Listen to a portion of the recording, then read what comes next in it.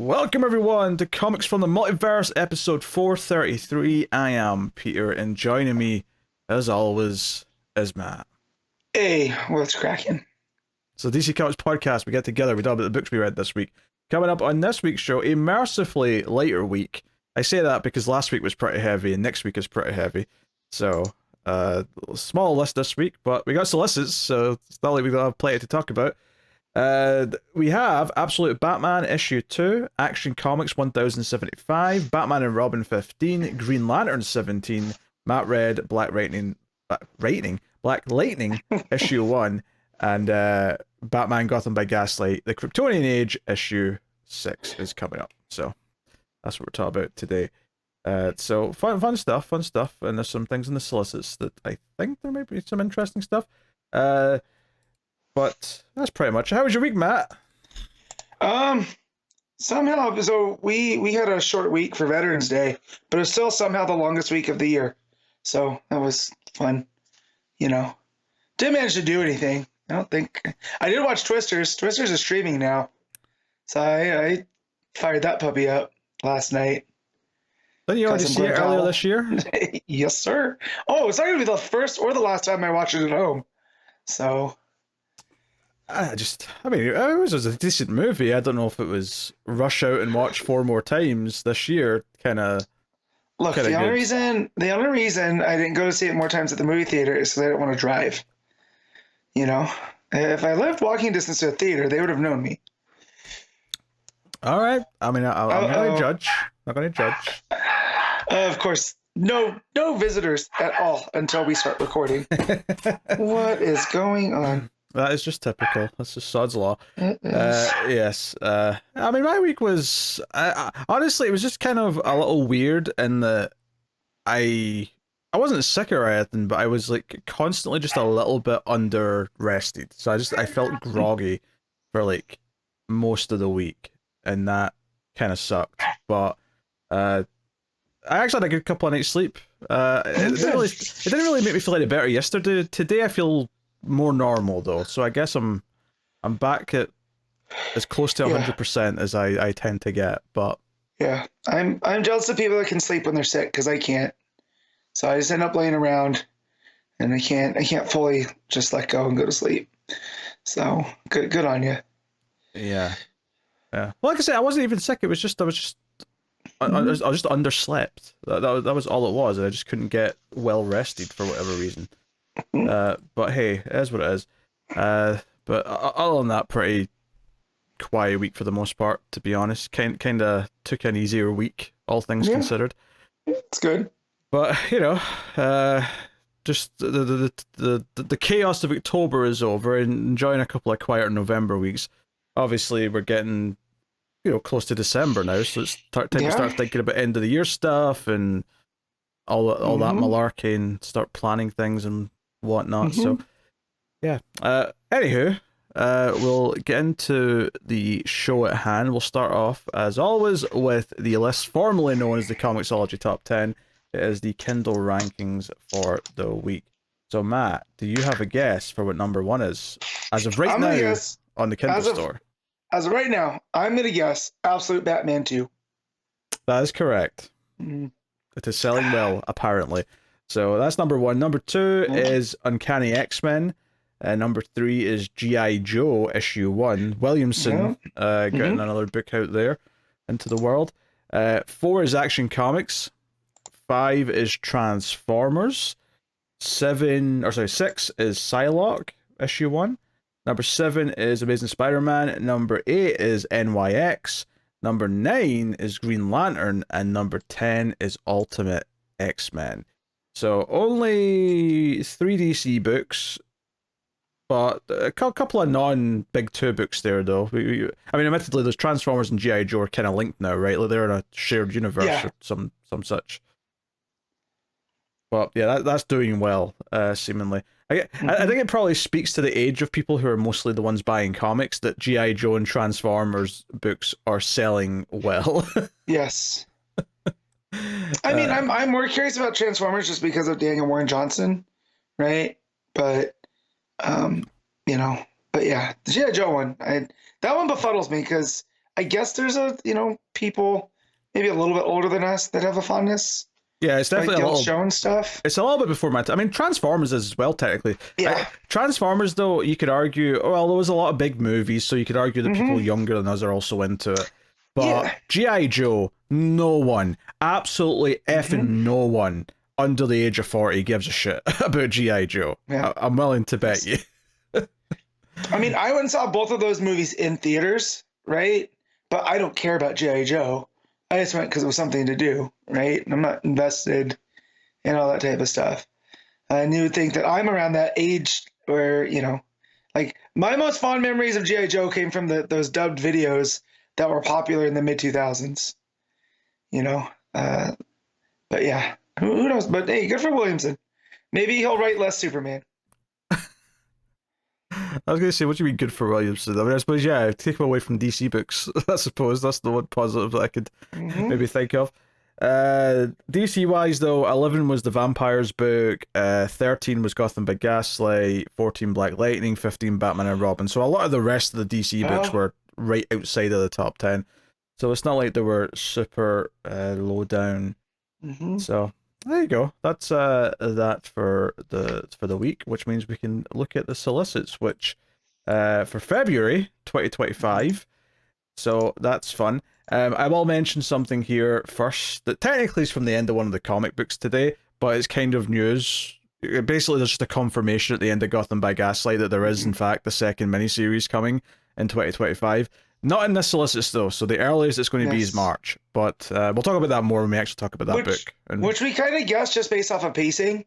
Yeah. Right? Well, it was originally announced as a 12-issue book, and more than anything, having now read issue 6, it's very clear this was never meant to even be, like, the end of a chapter. It just kind of feels like, it genuinely feels that we're just waiting for issue 7 now.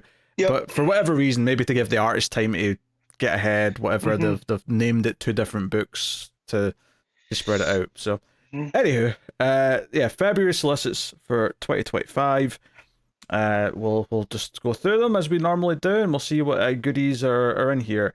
So first up, we got Justice League Unlimited issue 4. This is Mark Waid and Dan Mora.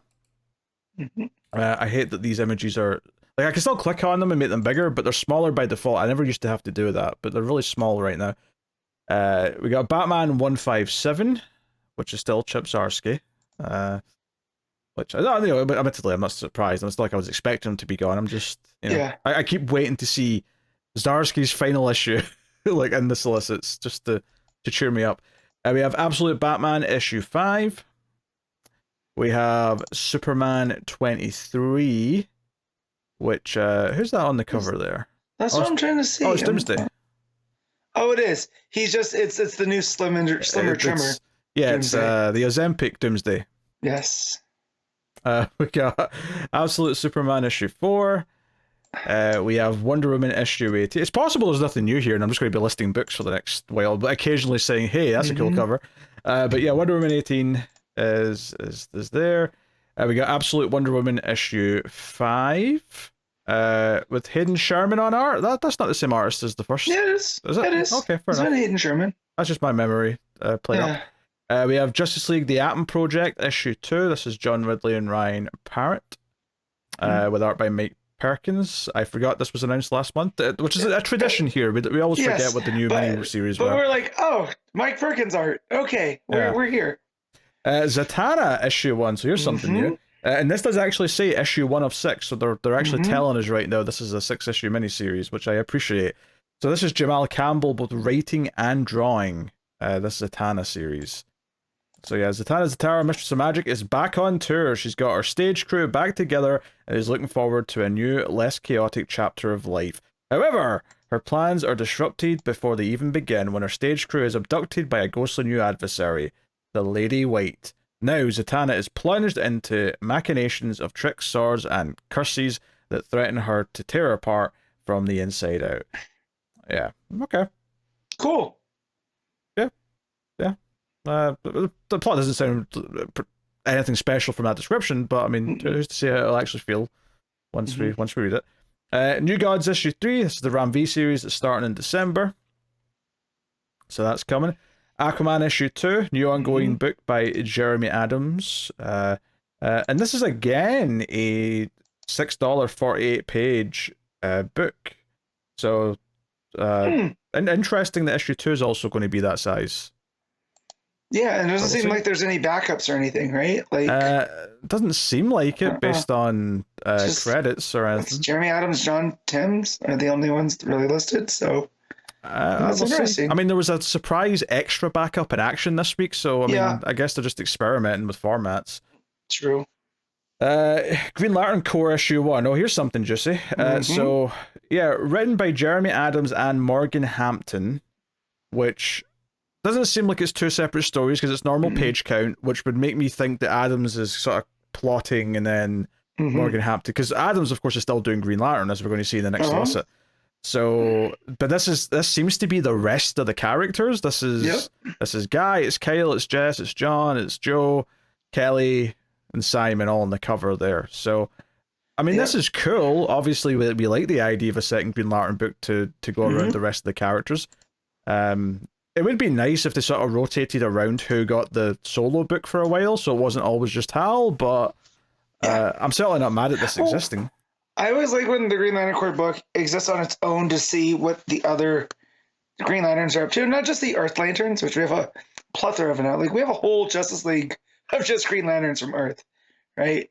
So I liked it back before it started crossing over, you know, in the Sinestro Cold War, where we were just checking in on different members of the Green Lantern Corps and it had its own cast of characters. So maybe that's what this one's going to do too, right? We're having all of these guys assembled. I get what you're saying, but like, there's so many Earth Lanterns now that so many people are attached to that I feel like you have to devote the book to all those characters, because like, I want to see Kyle, Jess, and Joe do stuff. Like, I feel like I've gotten withdrawal from them. So, but it's interesting though that Adams is involved in this book as well. Whether or not he's staying on it or he's just helping kick it off or whatever, we'll see. But so, did you read the Solicit text? I have not. Was something juicy in there, Matt? Well, yeah. So it says the Corps is back, and just in time for the deadly new Fractured Spectrum saga to kick into full gear. Join the newly formed Green Lantern Corps as they head out into the galaxy in order to stop Sorrow and his master from creating a power battery. John Stewart, Kyle Rayner, Jessica Cruz, Guy Gardner, Joe Mullion, and all your favorite Lanterns are back in the most incredible ensemble cast this side of the Cosmo. So yeah, so it seems like it's picking up threads from the Green Lantern book, and it's going to tell, you know, so whatever the Green Lantern book's, you know, shifting to under Adams, this seems to be taking some of that stuff, which is cool. Yeah, that's cool. It is nice to see that we've got kind of a healthy line right now where it feels like we've got an Aquaman book coming back, we've got a second Green Lantern book, there's, you know, because of the Absolutes, there's at least a second Wonder Woman book just now. Like, it feels like there's at least a few of all the mainstays kind of kicking around. We have a Batgirl book that's very good. I mean, we've only had one issue so far, but it's very good. Nightwing's still good. Like, it feels like there's a nice healthy line of books right now. It's not all just a bunch of good Batman books and then one or two other things that have slipped through the cracks, which is good to see. So Green Lantern 20, also solicited here, Jack Herbert on art for this one. And then we got Green Arrow issue 21. We got The Flash issue 18. Obviously, I do wish The Flash was, you know, more for me right now, but it had a long run where I was really into The Flash as a book. So I guess one-off season for this current team is enough to live with. No, that new suit's not doing it for me with some of these cover artists. It's I hate this new suit they've put Wally in. and it's looked fine in the small chunks that we've seen it, you know. But in like, no, it hasn't. I said it was bad the last issue it popped up in. I didn't mind it when he popped up in All In, and I'm trying to think what else we've seen him in. Was it Titans when he said he couldn't be part of it? Probably, yeah. Okay. That sounds... I didn't mind it, but on some of these covers, man, it doesn't look like a Flash suit. It looks weird. I don't know if I agree it doesn't look like a Flash suit. It just looks like a shit Flash suit. Anyway, Black Lightning issue 4. We got Detective Comics 1094. We got Action Comics 1083. John Ridley's doing that next arc after Waid's time is done. This will be his second issue of 3. And then we got Catwoman 73. We got Black Canary, Best of the Best, issue 4. That's the Tom Kick and Ryan Sook book, which will be starting this month. Yeah, it should be, because it's issue 4. So yeah, it should be this month. Batgirl issue 4, ongoing from, issue 1 was very good. This cover is very nice as well. Cass in the rain, wiping her bloody lip, looking ready for a fight. Don't fancy whoever she's going up against. Speaking of Cass, Birds of Prey issue 18, Kelly Thompson with Jean Cabal on the art. Maybe that's Juan Cabal, maybe. I don't know. It does look like Juan. So. Yeah, I don't know. Tough to say. Interesting. Is that a wraparound cover that I'm seeing here? Because it's got a wider spread. It says connecting covers by Dan Panosian for 18 and 19. So. Yeah, okay. Interesting. Yeah, cool. We got Harley Quinn 48, Poison Ivy 30. Also got some kind of wraparound cover here. Yeah. By the looks of it. We have Nightwing 123 with Dan Waters and Dexter Soy. We got Batman and Robin issue 18. Same as the current team right now. Probably still wrapping up the arc that we're currently in. We got Titans issue 20. Two-Face issue 3 as Christian Ward and Fabio Veras. And then we got Challenge of the Unknown issue 3 by Christopher Cantwell and Sean Isaacs. We got JSA issue 4 by Jeff Lemire and Joey Vasquez. Issue 1 was pretty good, so there's a Doc Midnight cover that looks like Grundy in the shadows. It looks really cool. Yeah, he's got like a harsh light above him, so he's in silhouette kind of thing. Yeah, it's very. Sure, it's almost like that classic Hulk cover with Banner in the front and like Hulk behind him. It was kind of like that with Young Doctor Midnight and Grundy. The Question All Along the Watchtower issue 4 by Alex Segura and Cian Tormey. The first issue that's next week, I think, if I remember correctly. So. Sweet, I'm excited for that one. Yeah. Metamorpho the Element Man issue 3 by Al Ewing and Steve Lieber. Oh, I forgot this was Al Ewing. Yeah, get in. Yeah. And again, Steve Lieber, we've talked about this again. Perfect kind of artist for Metamorpho. Yes. So yes, this will be great. Inspired choice. Also, what's this Kill Bill thing in the second cover? Let's see. There's someone dressed in the Kill Bill outfit, which I guess is the Bruce Lee outfit, but. Oh, yeah, it is. I see it. He's also just like Indiana Jones. That's true, yeah. Okay, I didn't even notice the Indiana Jones. I just immediately zoned in on Kill Bill. And it looks like the caveman. I always forget his name. Is dressed as James Bond. So looks like they're leading into like some type of action-y tropes. Yes. Cool.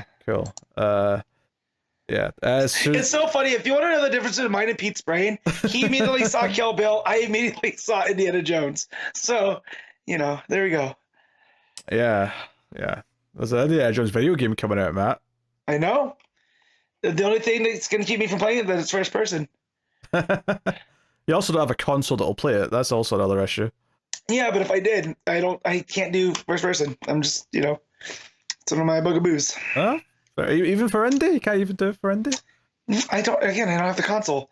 So you're telling me I got to go buy a new console for a game I kind of don't want to play just to indie.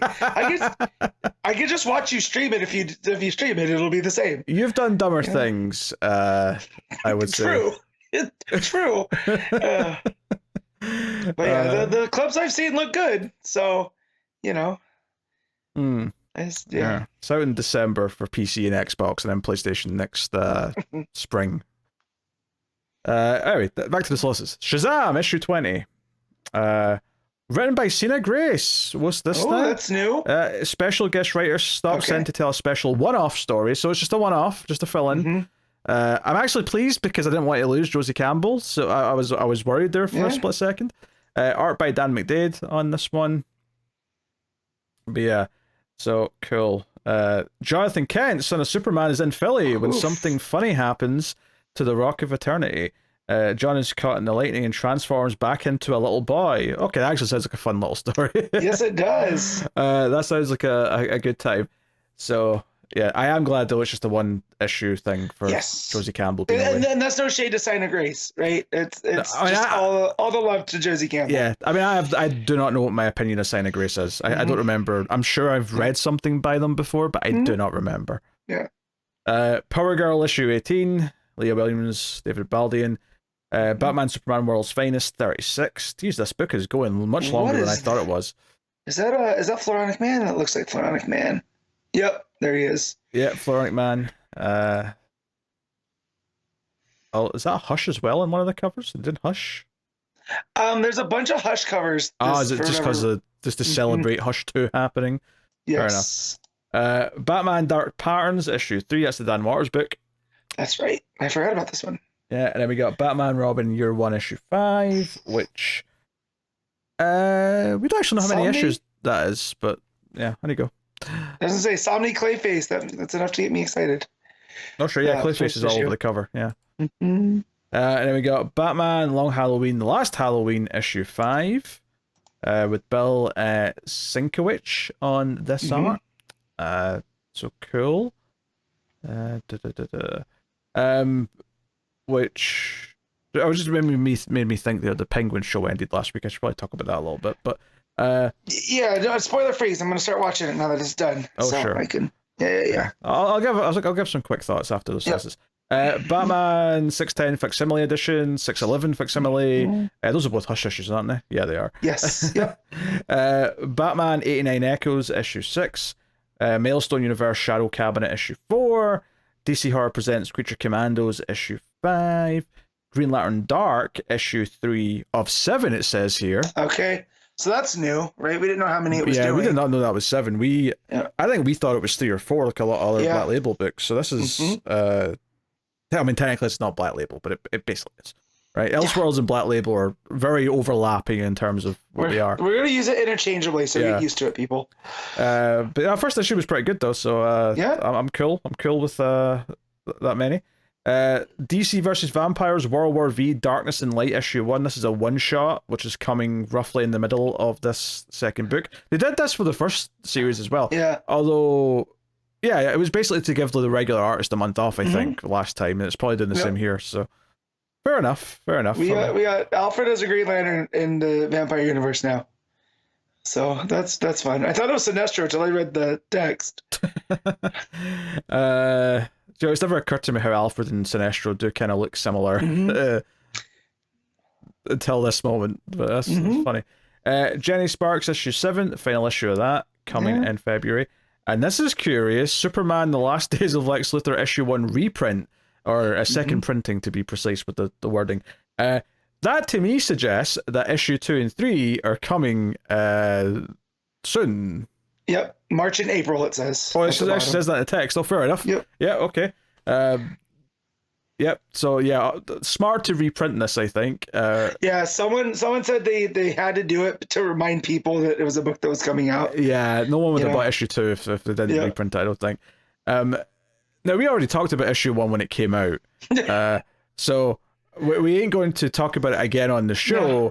However, I suspect that I might reread it before issue 2 though, because I've forgotten everything that happened in it. Yes. So so that's the plan. Mad Magazine 42, Little Batman Month 1, Issue 4, Scooby-Doo, Where Are You 132, Saga Swamp Thing 37 Facsimile Edition, Sandman 8 Facsimile Edition, Crisis on Infinite Earths Issue 11 Facsimile Edition, Detective Comics 31 Facsimile Edition, and then we're on to the collections. So just quickly running down these, we get DC's Misfits of Magic, a softcover. We have DC Finest, Batgirl, Nobody Dies Tonight. This is some Cassandra Cain stuff from the 2000s. 500 pages. This is Batgirl issue 8 to 27. Tell me there was one that collected issue 1 to 7 and like maybe some stuff leading up to it, because that feels really weird to have this big huge book starring at issue 8. Yeah, they don't number these in volume numbers, so I assume there was something preceding this, though. Otherwise, that's really weird. But cool. DC's Finest, Superman Family, The Giant Turtle Man. Okay. I just love the title. They gave it a subtitle. It sounds, it's very silly. DC's Finest Peacemaker, Kill for Peace. That's 640 pages. These are all like 500 or 600 pages, these books. Wonder Woman Blood and Guts, DC Compact Comics Edition. That's a New 52 book. New Frontier Compact Edition. Plastic Man No More hardcover. So they're giving a hardcover to that book, which we're waiting on the final issue of. We have From the DC Vault, Death in the Family, Robin Lives, soft cover. We got Absolute Batman, Haunted Night. So that's actually the first of the Long Halloween lineage. Yep. This is the collection of the 3 Halloween specials they did before Long Halloween. DC Pride box set with, I assume, all of those Pride one-shots from the last several years. Yeah. So this 3-book set features hardcover editions of DC Pride, Love and Justice, DC Pride, The New Generation, and DC Pride Better Together. Yeah, okay. So, makes sense. Batman Elmer Fudd Deluxe Edition hardcover. That's like, isn't that just like one issue? yeah, I'm trying to see what else is in here. It's 96 pages, this hardcover, so there must be some extra stuff. It's got a backup story, apparently.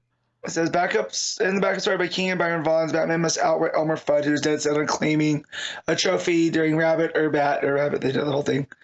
This edition collects both stories for the Batman Elmer Fudd special in full color and black and white, and features an introduction by King. I don't understand why, just reprint the single issue again. I don't understand why this is a 96 page thing. No, I get why they don't just reprint the single issue, because people who buy books to put in bookshelves don't buy single issue comics necessarily. True. There's an entire market who won't buy a single issue. This is for them. That said, though, I have to laugh at putting the entire issue in it twice, but once in black and white to inflate the page count is a stroke of genius. Very good. Booster Gold, the complete 2007 series, book 2, 440 pages of Booster Gold. It's a very good book. I highly recommend it. Dark Knights of Steel Deluxe Edition. So this is the original Dark Knights of Steel series, almost 400 pages, deluxe hardcover. Gotham City Year 1 soft cover. I presume that already had a hardcover. Yes, I believe it did. Yeah.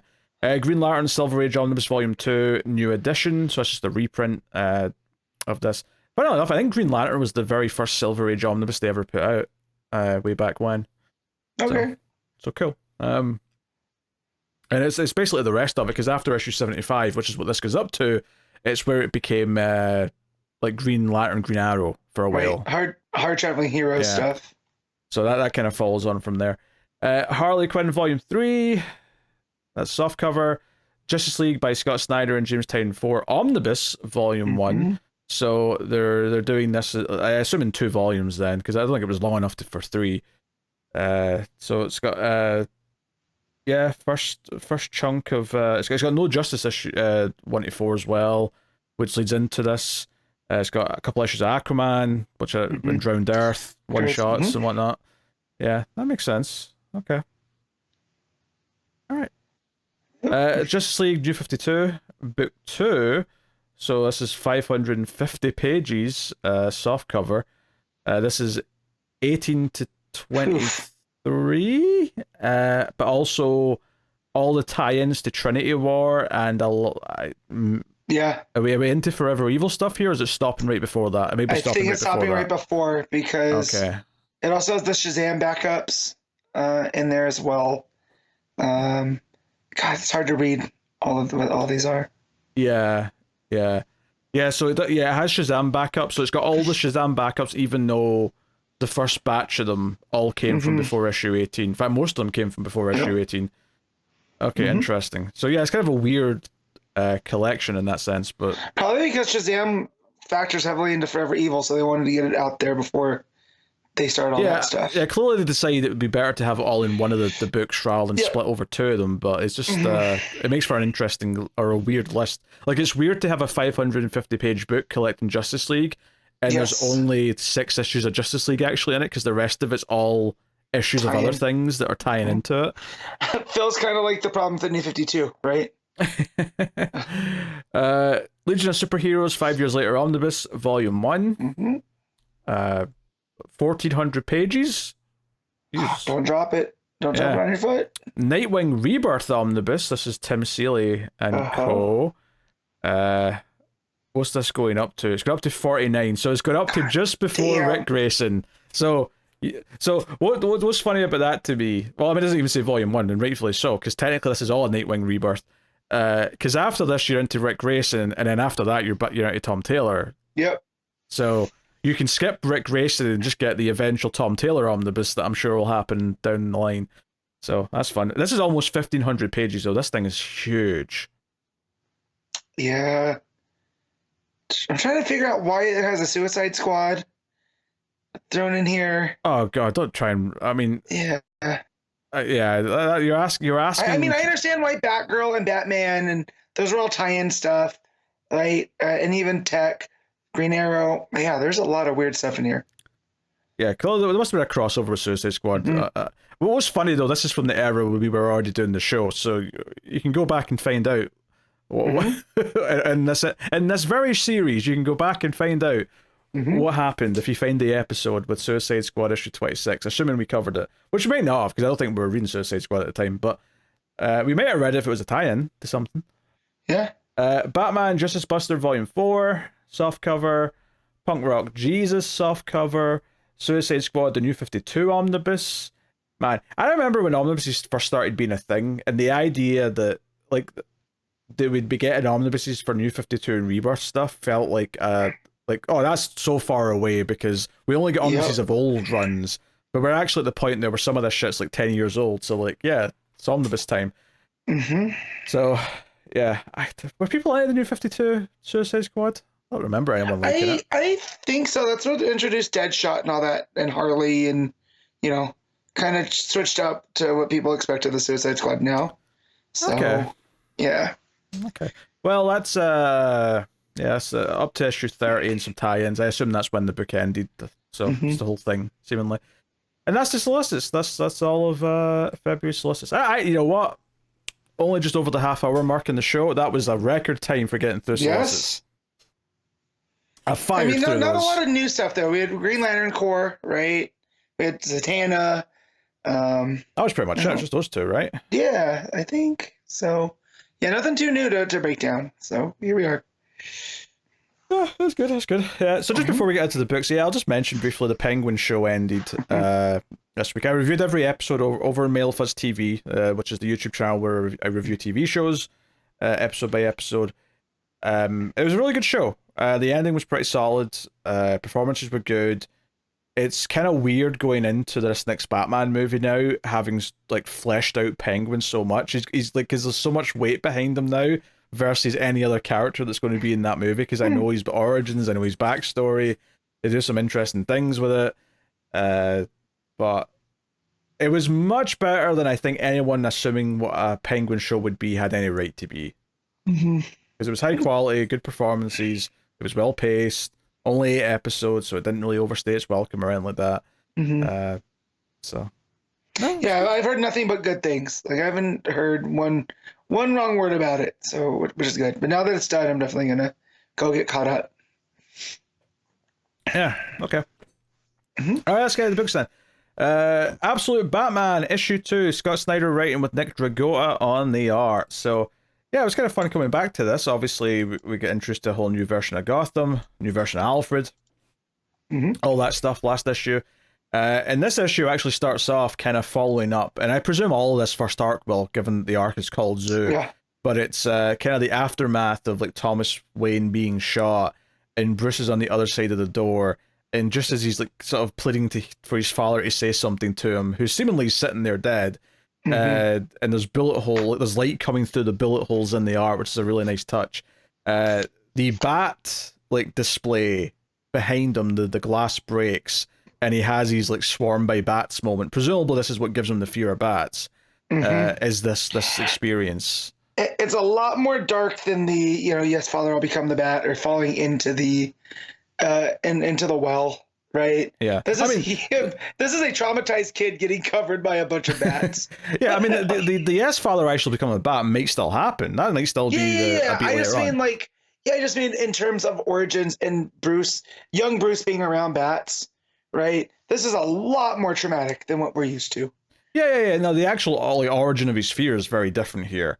But I mean, I think the essence of like him turning his fear into a weapon is still kind of there. In the fact that they're covering him, right? It's kind of reminiscent of the way that he wears his cape too, right? It's almost like they're his shield, to shield him from all this other stuff as well. So yeah.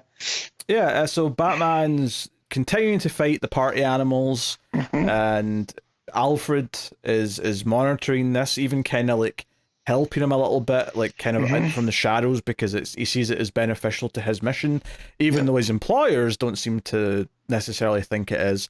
And seemingly later on, they want to take away the benefits or the protections that Alfred's got in place for him.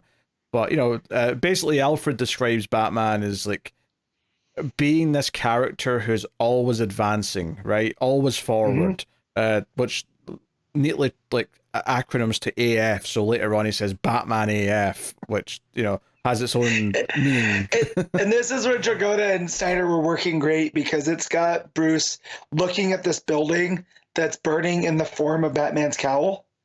Right? Yes. So when he says Batman AF, you're like, hell yeah, brother. Well, even the page before that, because Alfred's talking about how he's been tracking his movements and all the possible stashes and safe houses he's got all over the city. And when he looks at the map after he's mapped them all out, they vaguely resemble the shape of a bat. And he's like, God damn it, he's committed to this. He's committed. Like, no one's ever going to see this. Why is he doing it this way? He is certainly committed to the bit. Dear. But we see him get out of a few jams and whatnot early on with some tricks where he turns water into acid. Yeah. Which I didn't know you could do that by adding concentrated vinegar to salt water. So, the more you know. Yeah.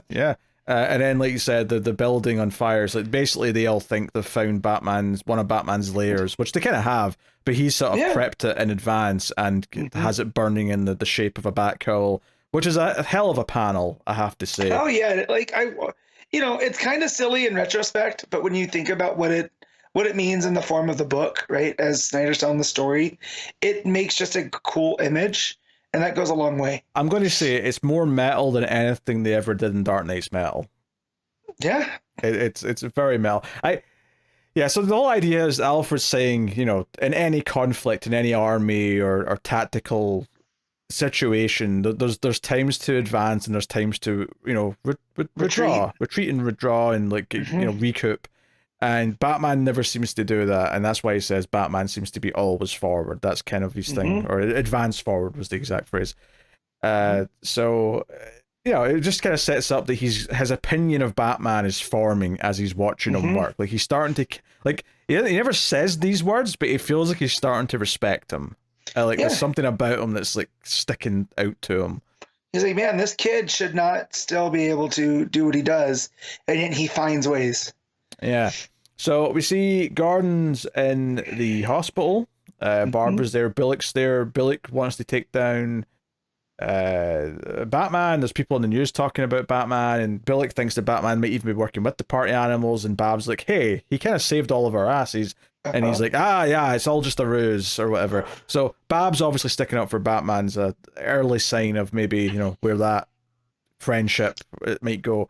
Yeah. But interestingly, obviously we ended the first issue with the reveal that Martha is alive, and Martha comes to the hospital to visit Gordon. They know each other, which is curious. And I mean, he is the mayor. She does work as a social worker, so maybe they were friends from when he was a cop, right? I mean, no, it's not far fetched. I'm not disputing the likelihood of it. I'm just saying it's interesting in terms of like them having this this friendship, talking about Thomas even, and talking about who this Batman is. I mean, Martha even says at one point Thomas would probably like this guy because he's doing something and getting results. And Gordon mentions that he was the one that found Bruce when he was swarmed by bats. Like we see these quick little flashback panels of him finding, he was going to miss him until Bruce screamed from underneath all the bats, and like he basically says that scream, kind of stick with him forever, kind of thing.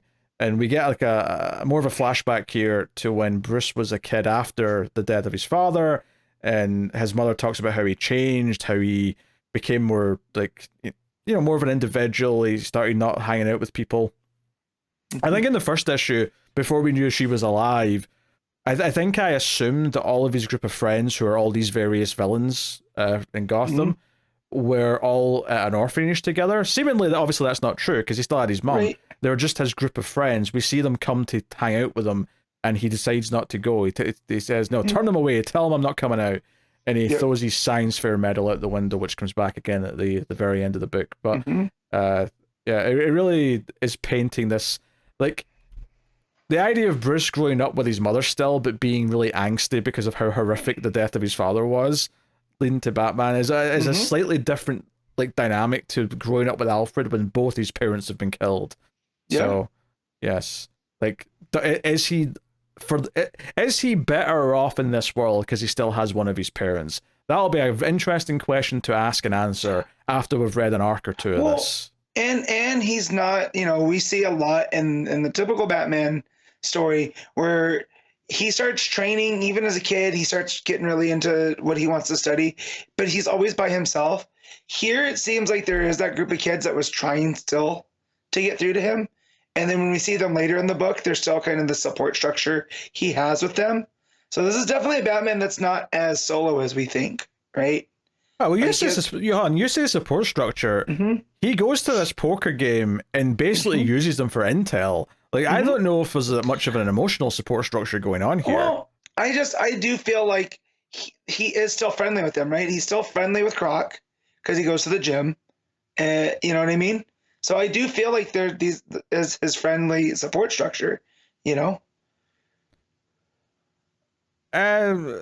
I mean, I get what you're saying, but I don't think I got that from this issue specifically. So I guess we read the poker scene differently then, because the fact that they're still there, right? So we see them when he's a kid and he doesn't want to be around anybody because he's upset. Yeah. And all that type of stuff. Yet these are the friends he's still going and seeing, all these years later. Yeah, but he only goes to get information from them. He goes to get information from Harvey about what's going on in the politics side of the world, and he gets information from him by the end of the scene. He gets some information about, like, the shipment coming in or whatever from one of them. Like, it feels like he's kept them around almost strategically because he knows that they each have reaches in different parts of Gotham that he wants to know about. Now, he may still genuinely care for them as well, and we may see more of that, and the ending might even imply that too. But this particular scene to me felt very like, because they even mention, "Oh, you've not been here in weeks," because the scene starts off with him, one of them saying, "Oh, look who finally showed up after weeks of being away." I don't think he's here because he wants to bond with them. I think he's here because they're a resource. Yeah, they're a resource too, but still, that means he still goes there even before all this stuff started happening, right? Because we even get that in the last issue where where Croc is talking about how the guys miss him. You haven't been around in a while. And he was doing all that broody type of stuff. So I do feel like he's been friendly with them, and because I remember the last time we talked about this, you're like, oh yeah, they're there to be an extra dagger when it comes, right? Sure, yeah. I just think that these are still his friends, and that's a bit different than the Bruce that we've seen before, where he's signed to the solitary guy, even with the Bat family. He's off by himself, and that's how he was raised by Alfred. Just the lonely kid in the mansion. I mean, I see what you're saying, and I guess there's some truth to it, but I do think this particular scene shows how he's using them just purely as a resource, and the fact that he has been brooding and disappearing for weeks at a time, like, maybe it's one of those things where he does care about them, but he, he just kind of forgets to bother checking in with them, and it's not until he actually wants something from them that he goes to them. Because I think the fact that obviously they point out in this scene that there's an empty chair and that, we don't know where she is, right? And they're obviously talking about Selena, which we're building up to. And we'll get her in the present day, I'm sure, at some point. But at the end of the book, we find out at the end of that flashback, when he threw that medal out the window, she pops up at the fire escape holding the medal and say, "Hey, did you lose this?" Which kind of suggests to me that she's the one that actually kind of like has a bond with him, like, a real bond with him, that kind of pulls him out. And if he is still friends with this group, I would suspect it's largely because she kind of like forced him to. She was almost like, in some ways, you know how Alfred was always the one that tried to push for Bruce to actually have connections with people. I feel like in this world, it almost seems like, I mean, I'm sure the mothers maybe get a part of this, but what this book's telling me so far is that Selina's the one, as a kid, as a mutual, was the one who says, no, you're not going to be on your own. You're coming at least with me, if not with the whole group. And I'm sure we'll see, you know, what they did next issue as a pair.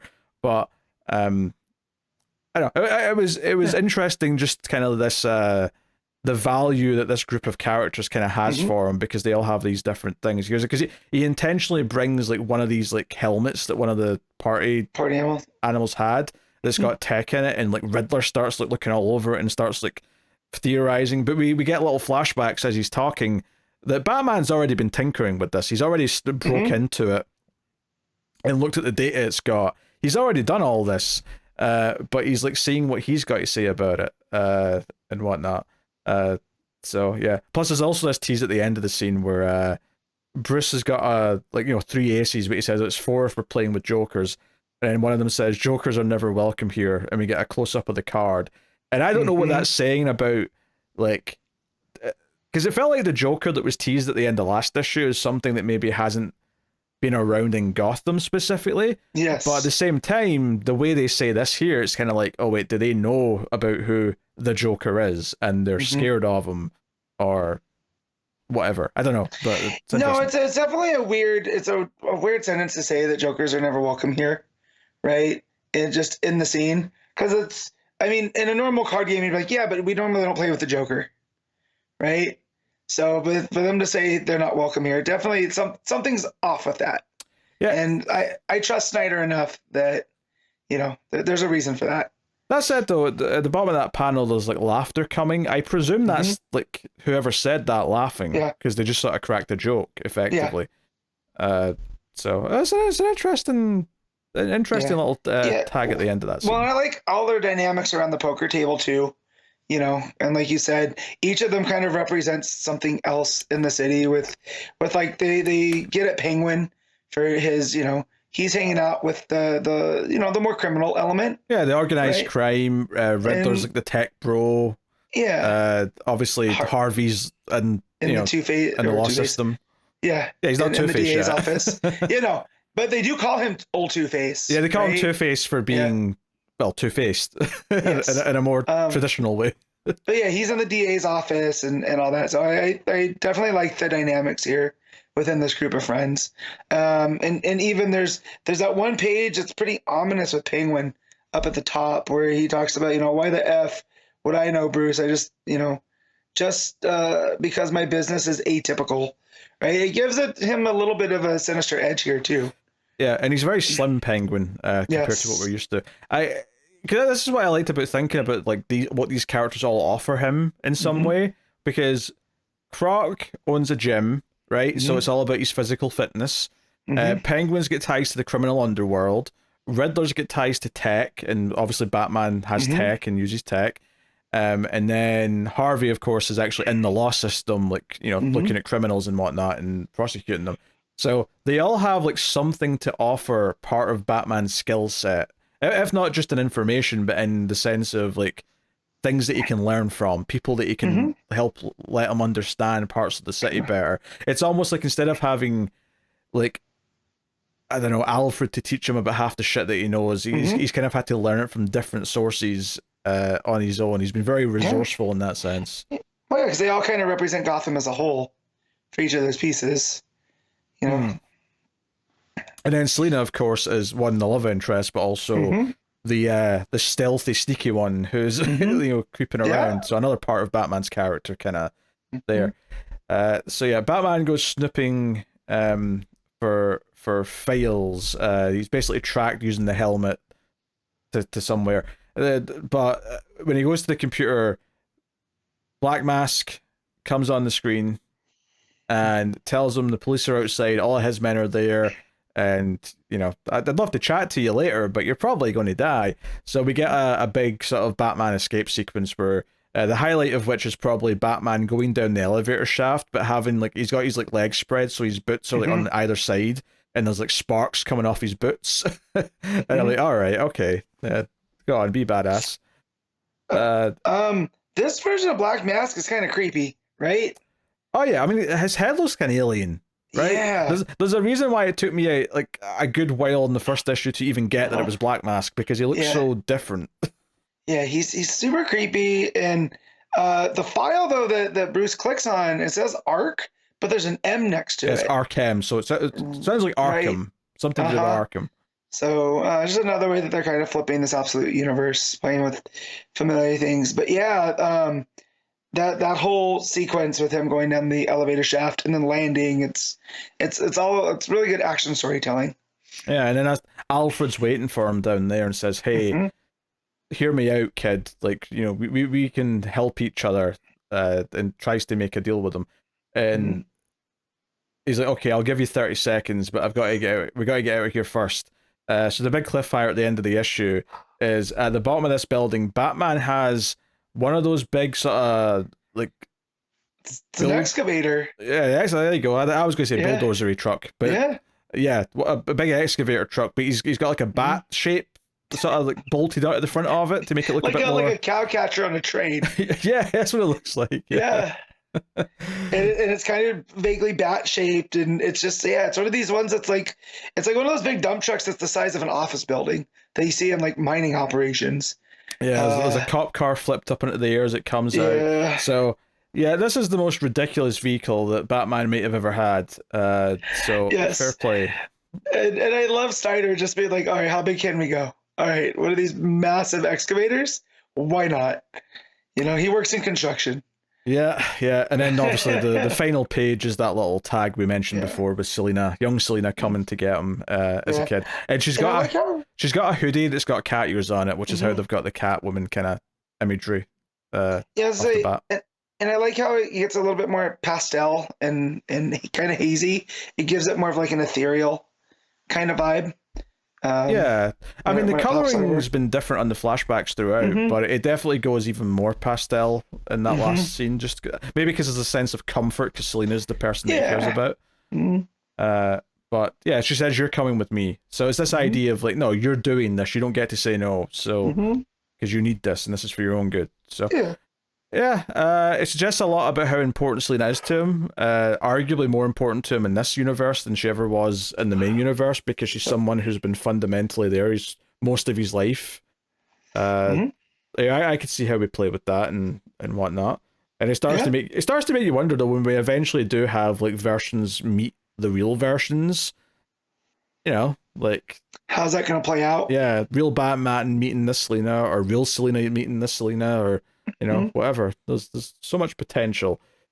That was very good. The art was fantastic. I'm loving this new version of Gotham. Like, I was a little bit worried. This was out of the Absolute books, this was the one that I was the most like hesitant on before I read any of it, just purely because I got to a point with Scott Snyder on Batman where I didn't even really want to read any more Scott Snyder Batman. You know, like he did that All-Star book at the start of Rebirth, and I just noped out of that instantly. Because I'm like, I was done with his take on Batman. But this is so different, it's so fresh, and because it isn't regular Batman, he gets to be a bit more free with the weird ideas that he has and whatnot. Yeah, and again, it seems like he's playing with the idea of what in Gotham makes Bruce Batman.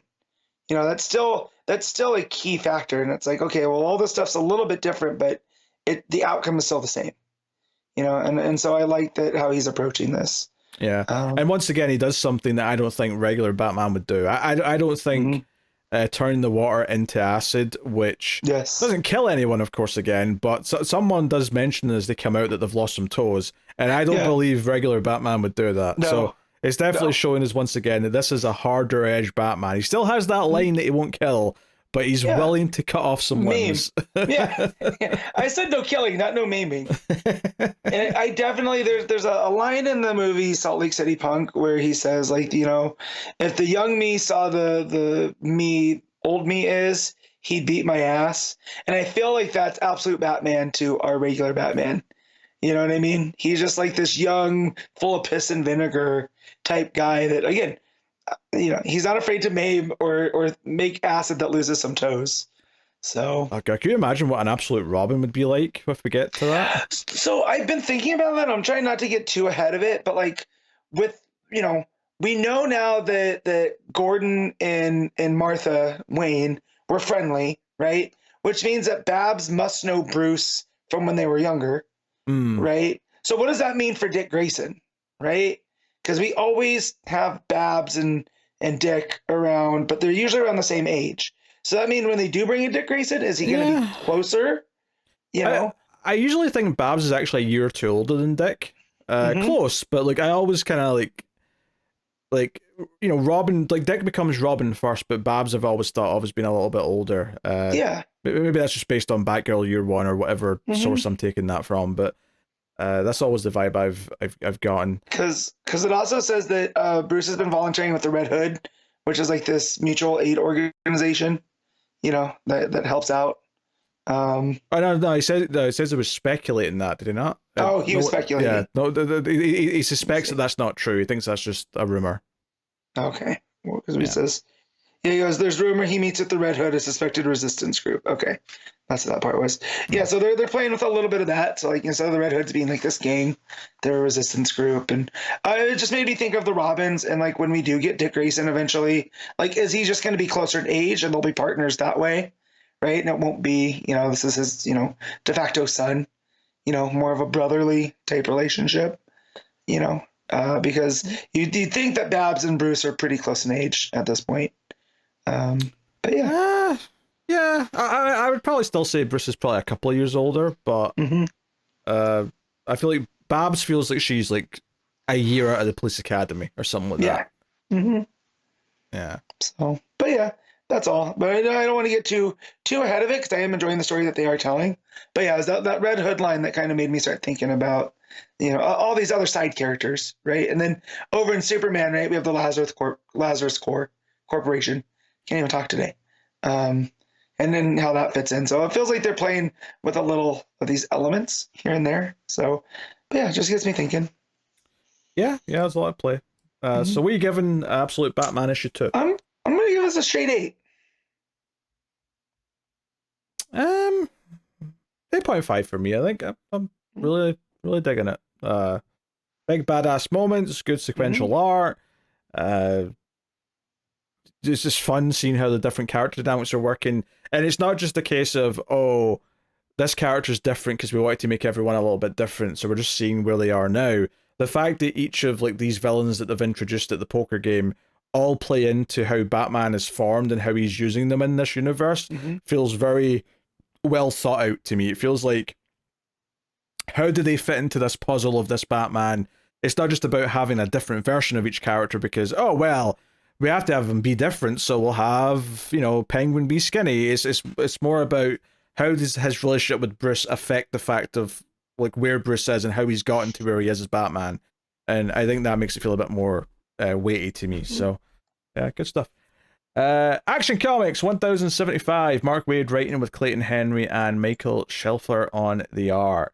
So, uh, Clark is in Krypton in the past. Mm-hmm. He was arrested with his parents last issue. That was kind of like where that wrapped up. And this issue, we kind of see mostly what we expected to see, which is they're going to use the Phantom Zone projector to imprison people. That's not Jor-El's idea. Superman's kind of like relieved by this and says, you know what, I think I like my father more than I thought I did. Mm-hmm. So that's the whole thing. We also find out the Roseanne, the guy that took it in the first place, he's apparently been a petty bitch because he wanted Lara for himself all those years ago. All this is teaching me is that all those years writing Archie, Mark Waid can write messy relationships really well. Because this all felt very, very kind of soap opera-y, but in a good way. Like that seems like I'm denigrating it. I'm not, but yeah, the whole. Yeah, well, it's very strategic though, because like we find out after the fact that this whole outburst she has is just to distract him so that Jor-El can steal the bracelets back for Clark. So it's like, oh hey, we were helping you because you should, these are yours. You shouldn't be giving your stuff up as well. Right. So it's a nice little moment in that sense. Yeah, and we find out too that Krypton before the Phantom Zone was just launching criminals into cryogenic space. So So this is kind of just their thing that they do. Is they yeah, it doesn't surprise me. I feel like I've seen that before. Yeah, but it's just like instead of rehabilitating the criminals, they just get them off the planet, and now they found this new place they can send them that's not space. So it's just showing the faults of Krypton even more, which I enjoy. I mean, I hate to bring it up, but isn't that technically what they did in Zack Snyder's quintessential Man of Steel? They just sort of launched them out of space. I think maybe they went into a big portal in the sky, so they weren't in Phantom Zone. But... Yeah, it was more that they were exiled more than anything, and that's how they make their way back to Earth. Yeah, but they froze them though. They put them in these tomb things and. I guess so. Shut them up. I try not to think about the movie. I know that's surprising to you, Pete. I try not to think about no, I mean, by all means, don't think about it. But I'm just the visual of them getting fired up in these sarcophagus-looking things is a lot like what they're describing here with the. True, I didn't even think of that. Yeah. So. Which I'm not crediting that movie with that. It just means that idea came from before. Is what I'm saying. So yeah, there's more stuff with Keenan and don't say Connor. Keenan and Con. That's what we're calling. That's almost what I said. I almost said Keenan. Is it not Keenan and Con? No, that's not right. Here it goes. So yeah, basically, I mean, I don't know what to say about this subplot anymore, other than just the Kun guy's not playing ball. Connor uses his tactile telekinesis to spin him around, and they basically pick a fight and get beamed up to the main ship to talk to the admiral, the one in charge of the Kuns. And Connor decides that, hey, I'll challenge you, and if I win, I get control of the fleet, since this is how your system works. So that's where we leave off with that. There's more fun bickering between the two characters, though, that I enjoyed. Like, I don't want to downplay it. It's just, it's so formulaic that we get, these like 3 or 4 pages of this subplot in the middle of each issue. Yes. Kind of thing. Like you said last week, it's a backup in the middle of the story. It really is. Yeah. It absolutely is. But yeah, it's very silly. I do like how cartoony it is compared to the stuff that Clark's going through. So, it's a nice tonal shift. Yeah, we already talked really about what happens with the main story, but, I'll just mention, we get kind of the classic big floating heads in the judgment chamber, whatever they're calling it. They particularly do the whole silence thing, which... I mean, again, I don't know if that originally came from an old comic book or it's just something that, because the original movie did it, that is something that they've brought in to the comics from then, because everyone remembers that. But it was all nicely done for what it was. I guess the bigger thing really here is that Jor-El says, hey, I think my brother might be able to help with this. So they go and see Zor-El. And who do we see but, adolescent Kara sitting there misbehaving and just saying bored when Zor-El tells you to do something, and Clark just has a little flashback to Kara saying to him when they were flying together, I was a very well-behaved child on Krypton, and he's like, oh, she's never going to hear the end of this if I get back. I thought that was funny. Yeah, no, she's acting like a little kid, which I do like, because everyone's memory of themselves as a kid is always in the most bright, shining light. So, it's real funny. But notably, she doesn't seem to ever actually look over at where Clark's standing. Not that she would recognize him, obviously. No. But it is funny to think, though, that she might have when she arrives on Earth later, she might have recognized Superman if she'd had a good look at him here. But it doesn't seem like she ever did get a good look at him. Maybe Clark's going to bring this up and be like, hey, don't you remember one day some guy came with your uncle over to the house and talked about these bracelets? Do you know what I went through? I don't remember much daily life stuff, right? Dear. But yeah, good stuff. However, Clark starts asking him, hey, in theory, right? Maybe. Whoa, is it possible, someday that the Phantom Zone might not just be like a phantom realm and might turn into a solid place with matter and land and atmosphere and blah blah blah. And Jor-El starts explaining, well, technically it could, but I don't expect it'll ever happen because I tried to do it and I was able to create this one little ball and it took so much energy, like the power grid and the whole city was out for like a week. Like it would take so much energy to do this. And the big cliffhanger, because it starts sort of intercutting panels with Lois and Jimmy back on Earth here, is that seemingly because Aether is wanting to expand the Phantom Zone, apparently the energy it would take to do it would have to consume a sun, and seemingly our sun, Earth's sun, is being enveloped with his dark energy because he's going to use that to fuel his next Phantom Zone expansion. So now Earth is directly in danger, which makes sense. We're halfway through the story now, and this is the stakes going up because now, okay, this isn't just about saving the people in the Phantom Zone. Now everyone on Earth's in danger too. So now I mean, the whole solar system, right? True, yeah. I mean, it's CU. Yeah, but the rest of the planets are all empty. Ours is the important one. Yes, I get that, but still, it's a galactic thing now. Sure, yeah.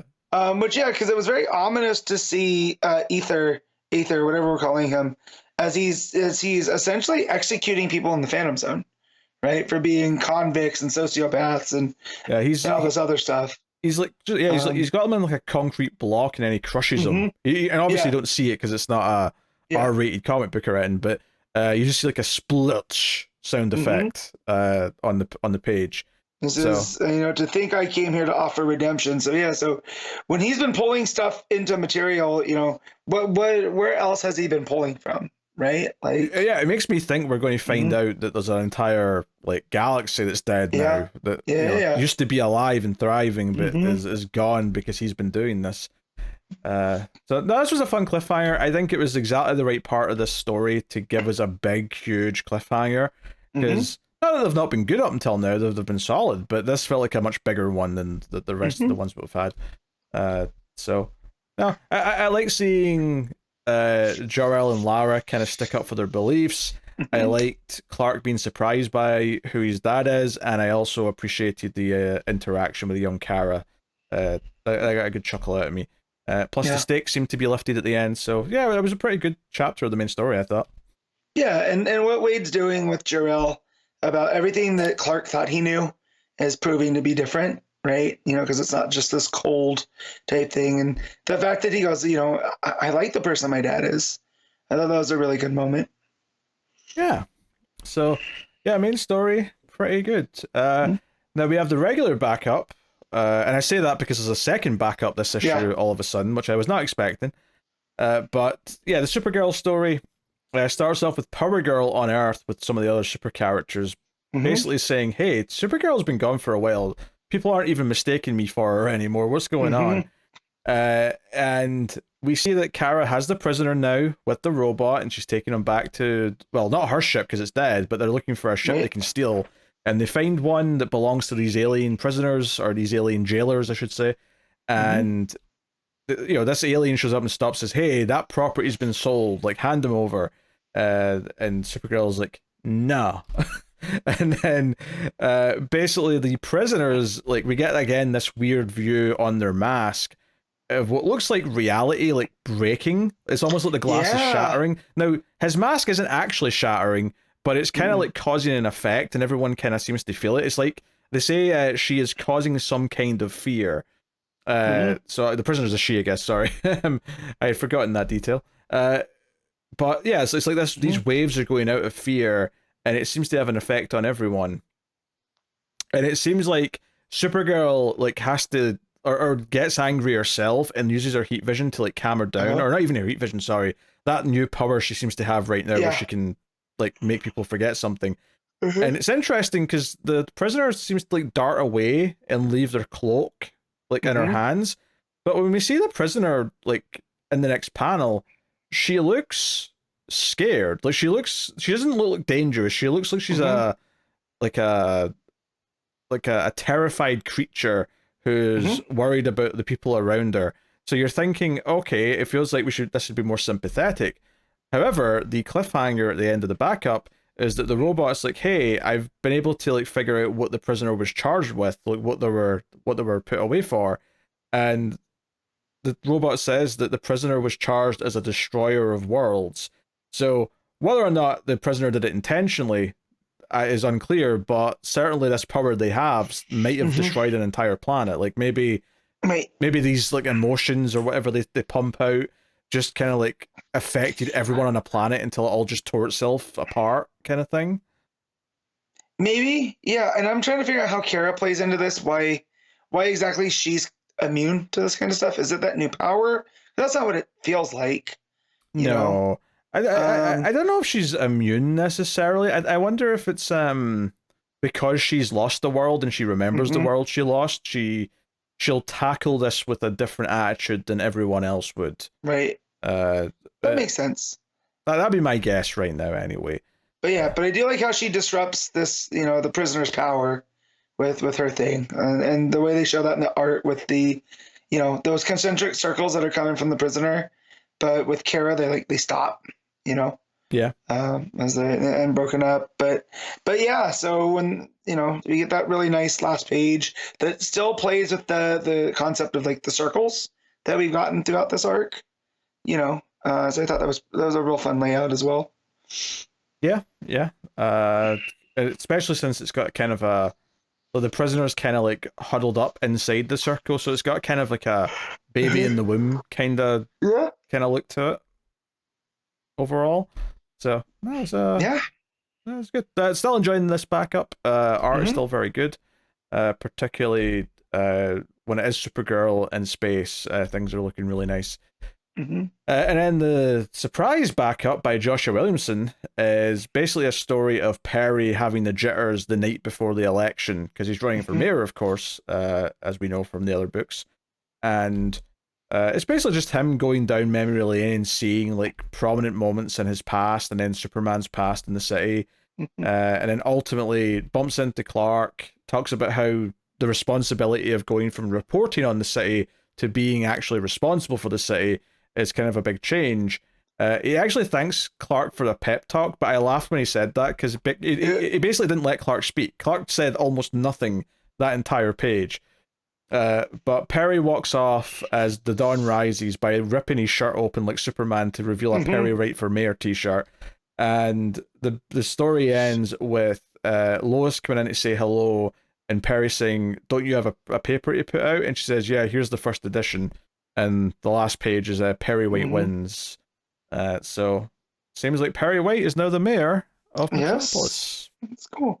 I do like that this was called Memory Lane as well, because it is just him going through. It's a pretty nice story for Perry. He kind of gets lost in the shuffle sometimes.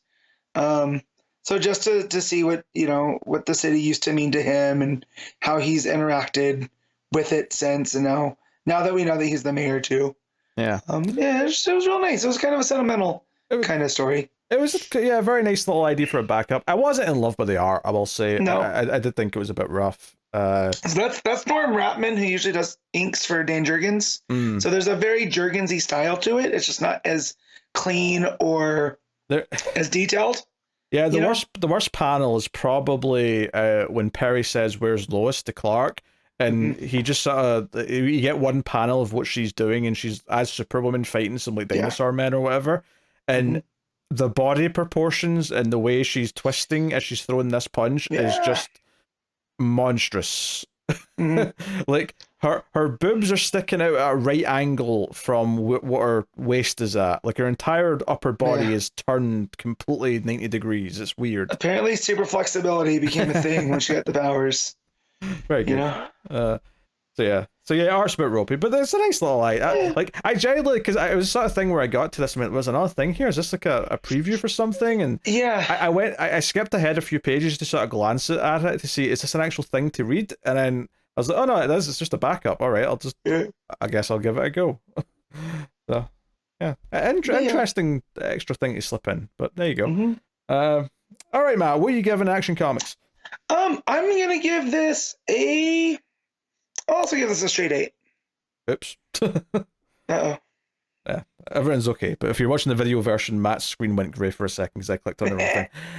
He's trying to put me in the Phantom Zone, people. I am, yes. All right, you give it an 8. It's so weird because there's like 2 backups in this issue and there's so much to consider, but yeah, I mean, I think about an 8 is like, yeah, probably just about an 8. I was thinking in my head maybe a 7.5, just for You know, the Keenan and Connor story maybe feeling a little bit like not repetitive's not even the right word, but just in the way that we always get the same amount of pages, it always feels like the same kind of stilted amount of it. Redundant. Yeah, but the main story had a good cliffhanger. Supergirl backup still really solid. Yeah. All right, there you go. 8 out of 10. Batman and Robin 15, legacy number 81. Philip Kennedy Johnson writing with Javier Fernandez on the art. So, last issue of this was pretty good. I had a couple of complaints about Damien's characterization, but the serial killer type plot that they seem to be setting up was kind of interesting. And I think this issue I feel quite similar about, and I think it's mostly pretty solid. There's some really nice art.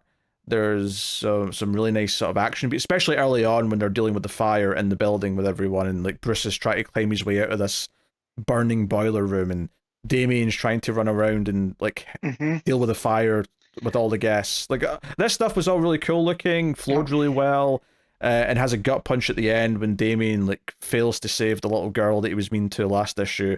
I thought, like, you know what, all that funny stuff with the little girl getting on his nerves last issue all of a sudden felt like a really nice setup for this. So I like anything that makes Damien question, like, not his morals, but like how he goes about things and how he lives his life. I always think those are the most effective kind of stories, because we all know he's, you know, the son of Batman, and he's rash, and you know. Sorry, Matt. Heir to the bat, not son of the bat. Heir to the bat. Heir to the bat. You know. So, and he does all the tuts and stuff, but yeah, anytime where any type of writer or any writer can, you know, have him slow it down and think about, you know, why he does this, why, you know, and here leave it for Johnson to have an absolute gut punch here. Yeah, for sure. It landed, it hit well.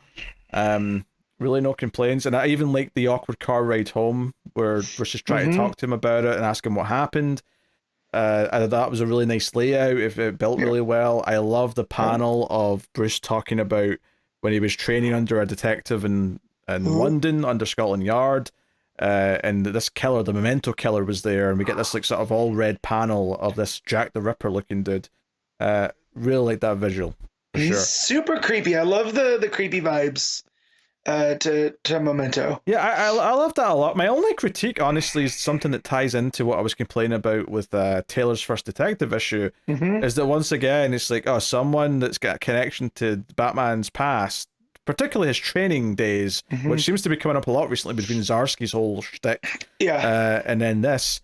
Like, don't get me wrong, like the actual scene we get later on of the flashback of him at this crime scene in London, I like that it, like, this is like an official class because there's other students there, and he's there under an assumed name. He's going by Jack, right? He's not actually calling himself Bruce, but there's, you know, there's like 4 students, and they're all sort of giving their opinions on the case and talking about stuff, and but obviously Bruce is the one that actually like deduces something that makes him sound smarter than everyone else. But notably, when the detective who's like training him says, well, what do you think his purpose, or why do you think he did this here, like in this church? Why is he trying to emulate these murders that happened like a century ago or whatever? Because it's like a copycat crime. And Bruce says, oh, he's insane. What difference does it matter why he's doing it? And the guy sort of, you know, says, no, this is important, because if it's detection is not letting your feelings about how you feel about the killer getting in the way. If you understand what he wants, then you'll understand who he is, and therefore you can stop him from doing it to anyone else. And it feels like that's a lot of the lessons that Bruce is now trying to impart, maybe on Damien. Although it does feel like Bruce still falls victim to this in the present day story, where he's almost like too, because every time it comes up, he's like, this isn't the real Memento killer. That's impossible. He's definitely gone. This is some sort of copycat. And I feel like, Bruce, you're going to have egg in your face, because this is going to turn out to be some immortal dude. I'm telling you right now, Bruce. or not even immortal dude. It is like a legacy type thing. That there's been multiple mementos over time, you know, because here the whole thing of him showing up at the end of the book is saying those nursery rhymes and whatever. Definitely doesn't feel like the same one that Bruce was investigating all those years ago when he was a kid. So maybe Bruce also knows something. Maybe they stopped him in London with this inspector, and that's why he's so certain about it. But yeah, I like all of this kind of true crimey stuff, because before all of that, before we get the flashback, Bruce is watching. Yeah, the people on the news talking about it. Yeah. And they're getting into, they're calling them like momentous and all this, and I have this weird relationship with true crime where I enjoy watching the documentaries and or listening to shows about it, but you get some of these people that wrap up entire, like some of these killers, they treat them like pop stars. Yeah, I mean, the people talking in this footage that he's watching are basically saying they're excited that he's here. Yeah. And then someone says, "Hey, but like London, in the fiction here, London in 1925 or whenever it was, like kind of had a really rough period when he was rampant. Like, this may actually be bad for the city." Yeah. Yeah, no shit. A serial killer going around killing people left and right. Yeah. Yeah. Oh, and then someone's like, "Oh, I bet he recreates the Joker fish thing," and it's like, what are y'all doing? This is your reality. Like, you should be rooting for that. Yeah, you could be I do like victims. That. Yeah, I do like that. It feels like Philip Kennedy Johnson's take on this. It kind of lines up with mine. It was like, hey, a little bit of this stuff's okay, but let's not make it our entire, thing. We shouldn't be rooting for said serial killers. They're the character from Terrifier 3 who wants yes. wants the podcast interview. Yep. Wants to know what it's like to feel the presence of art. It's like, oh, don't ever say that out loud. Wants to look into his eyes and see if he's really a man or a monster. Yes. All that shit. So yeah, it's nice art here with Batman and Robin like investigating. They really play with the light of the flashlight as they're looking around. Yeah, and the fact that they make Damien's eyes so much bigger too. It really, I like that look. Makes them really pop out. But yeah, everything to do with the light, even the fire stuff early on in the book with Bruce trapped in there, like the warm orange glow, him holding onto the chain, just all of that stuff. So it seems like Fernandez really has a thing for drawing this kind of light. Yeah, that's good. Let him keep doing it. Yeah, I love them playing at the contrast with it. Damien points out, I looked up some fan sites in quotations, and some people think he's a demon, and Bruce just shuts it down, says, "I won't entertain that, we're detectives." And I'm like, Bruce, this isn't some Elseworld where you're the only superhero. You function in a team with Superman and the Flash. Are you really ruling this out? One of your best friends is a goddess, right? She's the daughter of this type of stuff. Like, Zatanna, who fights demons. Like, you've hung out with Etrigan. Like, what are we doing? Yeah, so I feel like he is setting himself up for whatever. There's a scene we glossed over though that I do want to point out where Damien's like struggling with his purpose and all that, where he's training with Bruce and he's like, "Look, you always had your purpose when you were training, but I've been given purpose by my grandfather and my mother, and then by you. It's never really been mine." And he questions his roles and whatever. And Bruce's answer to this is to say, "Hey, you should learn more about your grandfather, not Raz, but your other grandfather," and hands him Thomas Wayne's journal, which has like sketches that Thomas Wayne did, which I actually really liked because they've established in this book, I think when Williamson was writing it, that Damien was drawing, like that was something he was doing as a pastime. I think it's a nice little touch to say that, hey, Thomas Wayne used to sketch as well. He was very private about it. He didn't really let anyone see them, but they're in his journal. He did that as well. So maybe there's some of, my father are like in your genetics as well. So it's not all, the Al Ghouls and whatnot. Like you've got some other parts of this family in you. Yeah, you are part Wayne as well. Like, that's also part of your purpose. And, he was a healer and a builder, it's not just all the assassin stuff. So I do like that Bruce reminding him of that. Yeah, it wasn't, hey, you have to be Batman. It was like, hey, here's some stuff. This might inspire you in different ways. Maybe you'll choose to be something slightly different. But at the end of the book, though, is tiger sharks waiting with some goons for a ship that they've got coming in with, I don't know, drugs or something on it. Who knows? Yeah. But the killer, Memento, seemingly has caused havoc on the ship. So the big finale to the issue is this flaming ship crashing into the pier with the Memento killer like sort of standing in the Titanic location, basically. Just looking very ominous. So Yeah, nice big cliffhanger. I would say overall, I think this is a stronger issue than the first one was, or the last part was. Art's great. I think the character progression is good. Honestly, the only thing I'd critique in this one is maybe just that we're leaning into someone from Bruce's past is, affecting his current story. Like it's just a trope we lean on so goddamn much in comics that I have to dock it a little mark for it. But otherwise, there's nothing wrong with this issue. It's actually very enjoyable, and I think cleans up some of the Damian character beats that I thought were a little bit dated last time, even though it was still a good issue. So yeah, well, and definitely all these, I don't call them set pieces, but you said the flaming boat, that was super fun. And the entire beginning with the fire and then Damian going out through it, all of setting off the fire sprinklers and all that, but interspersed there are these really nice quiet moments between Bruce and Damian that really land, like the car ride, him talking about Thomas, him in the flashback explaining what he went through. So yeah, it's balanced really well so far, especially this issue. Yeah. It's just funny because I think I was expecting a home run at the very first issue because it was Johnson, and it was good, but it wasn't the home run. I think it feels like it's tiptoeing there, right? It's not been a sudden like wham, this is amazing, but it feels like it's getting closer with his second issue. So things are looking like they're progressing in the right direction. I'm definitely liking the tone and the vibe of the book right now. I'll say that for sure. So, all right, what are you giving Batman and Robin? I'm gonna give it an 8.5. Straight 8 for me, I think. I'll go straight 8, but it's close. It's close. All right, Green Lantern issue 17, Legacy number 553. Jeremy Adams writing with Xermánico on the art. So, I will give a critique here to start off with. I like this issue, but I will give a critique. Is that there's so many different things going on right now with so many characters that it's not flowing quite as well as some of the better issues have. I'll say that. It's very herky-jerky. Yeah, there's a lot of jumping around, and we've got both Varan, and we've also got Theros. Yes. It's not Theron. I'd be really confused if it was Varan. Yes. But it's because I put them in my head as one person. I know. As Theron. It's Varys and anyways. Yes, so it's Varan and Tharos. Yes. I'm pretty sure you said it the other way around there. You said Theron and Varys. Okay, yeah, you know what I mean. See, and this is part of the problem. This is part of the problem.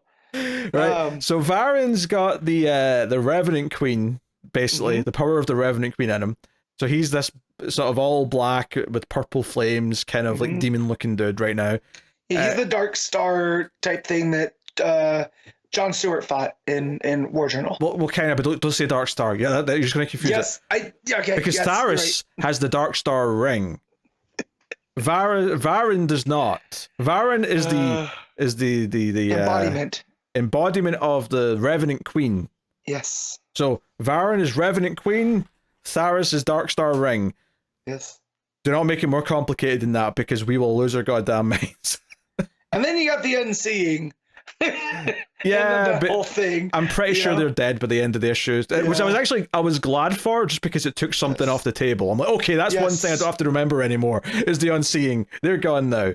So that's excellent. That said, though, despite the critiques that I have just levied, right, of being a bit hard to juggle all this stuff, I am enjoying the general direction of the book. I will say, though, the back half of this issue has some spectacular big moments that comes with fantastic art. So, oh my goodness. Despite killing it. Yeah, despite any critiques that I may have levied there's a lot to like still in this issue and like where we're going. So, yeah, but the big thing, right, is that Varan is now like an all-glowing white Revenant thing because he has a ring now that lets him access the source spectrum. Which came from the Unseen, right? After they got just defeated, the ring crashed down, kind of towards his direction, right? Yes, and he picks it up, and he goes all white instead of the purpley black that he was before, and then he flies off to do whatever. But, so, that's a fine development, But for me, all the good stuff starts after that scene, because the scene after that is where we see, okay, here's Hal, here's John, and red angry Lantern Mogo is chasing them through space, right? And the other thing I was happy about is that the other Durlins who are also in this issue plotting and talking about what they want to do and controlling the Spectrum and dealing with Tharos, I'm glad that they also seemingly die, because again, it's just more characters off the table. It's less things to think about. Because by the end of this issue, it really is just the two villains. It's Tharos and Varen. And I mean, yeah, Sinestro's involved by the end, but we know Sinestro don't confuse me. I know who Sinestro is. Yeah. And also we know what side Sinestro's on. Yes. Right? So anyway, right, so they're getting chased by Mogo, and it's this big 2-page layout. It's coming towards and they fly past the ship with all the Durlins, and we get this gorgeous 2-page layout where Mogo fires a huge red lantern beam out, and it just incinerates the ship. Like they're just gone. Like it was nothing. And Hal and John meet up with the other lanterns, and then we get the best page of the whole book, which is they're basically getting ready to try and evacuate Oa, because Mogo's coming to annihilate Oa in the same way that it annihilated Korrigar? Thanagar.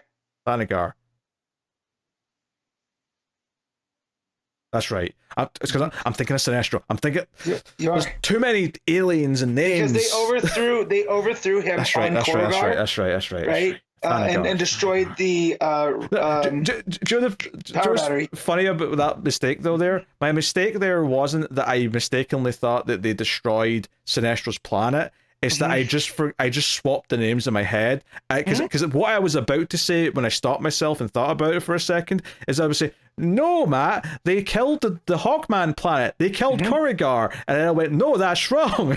There's the Thanagar. Yes. That's Thanagar, home of the galaxy's most dangerous creature. Thanagarian snare beast. Too much shit in comic books sometimes. Anyway, I say that lovingly, but there is too much shit in comic books sometimes. But yeah, there's this gorgeous page where Mogo is getting close to Oa, and then this red streak of light comes into, there's these vertical panels off to the side where you see Sinestro just flying full force towards Mogo. And half of this 2-page layout is just this big, huge splash of the impact of Sinestro hitting Mogo.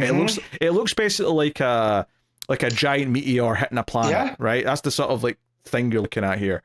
It is simply gorgeous. It is beyond beautiful, and it feels like that sort of big, epic, larger than life thing that I remember feeling occasionally when I was reading Johnsy's Running Green Lantern, where you get these big ass moments that feel huge. It feels huge that Sinestro is full of all this rage, and he basically comes in, whether or not he actually wants to save Oa, or he's just here for revenge or whatever. Yeah. But what happens is that once he's sort of crashed into Mogo, is that he basically sucks up all of the anger from it and turns Mogo back into its regular self. Mogo's asleep, they point out, he's not awake, but he's green again, and again it almost looks like a shot from the end of 2001, the way Mogo's sort of hovering next to Oa, just kind of there, but there's a little bit of destruction from where the crater hit, where Sinestro hit.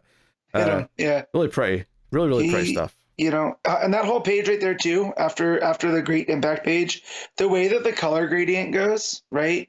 With orange, red, down to the greens and the blues. Yeah. It's just a beautifully crafted page. Yeah, because it's split in two, where the top's a shot from Oa looking at Mogo and it's all red.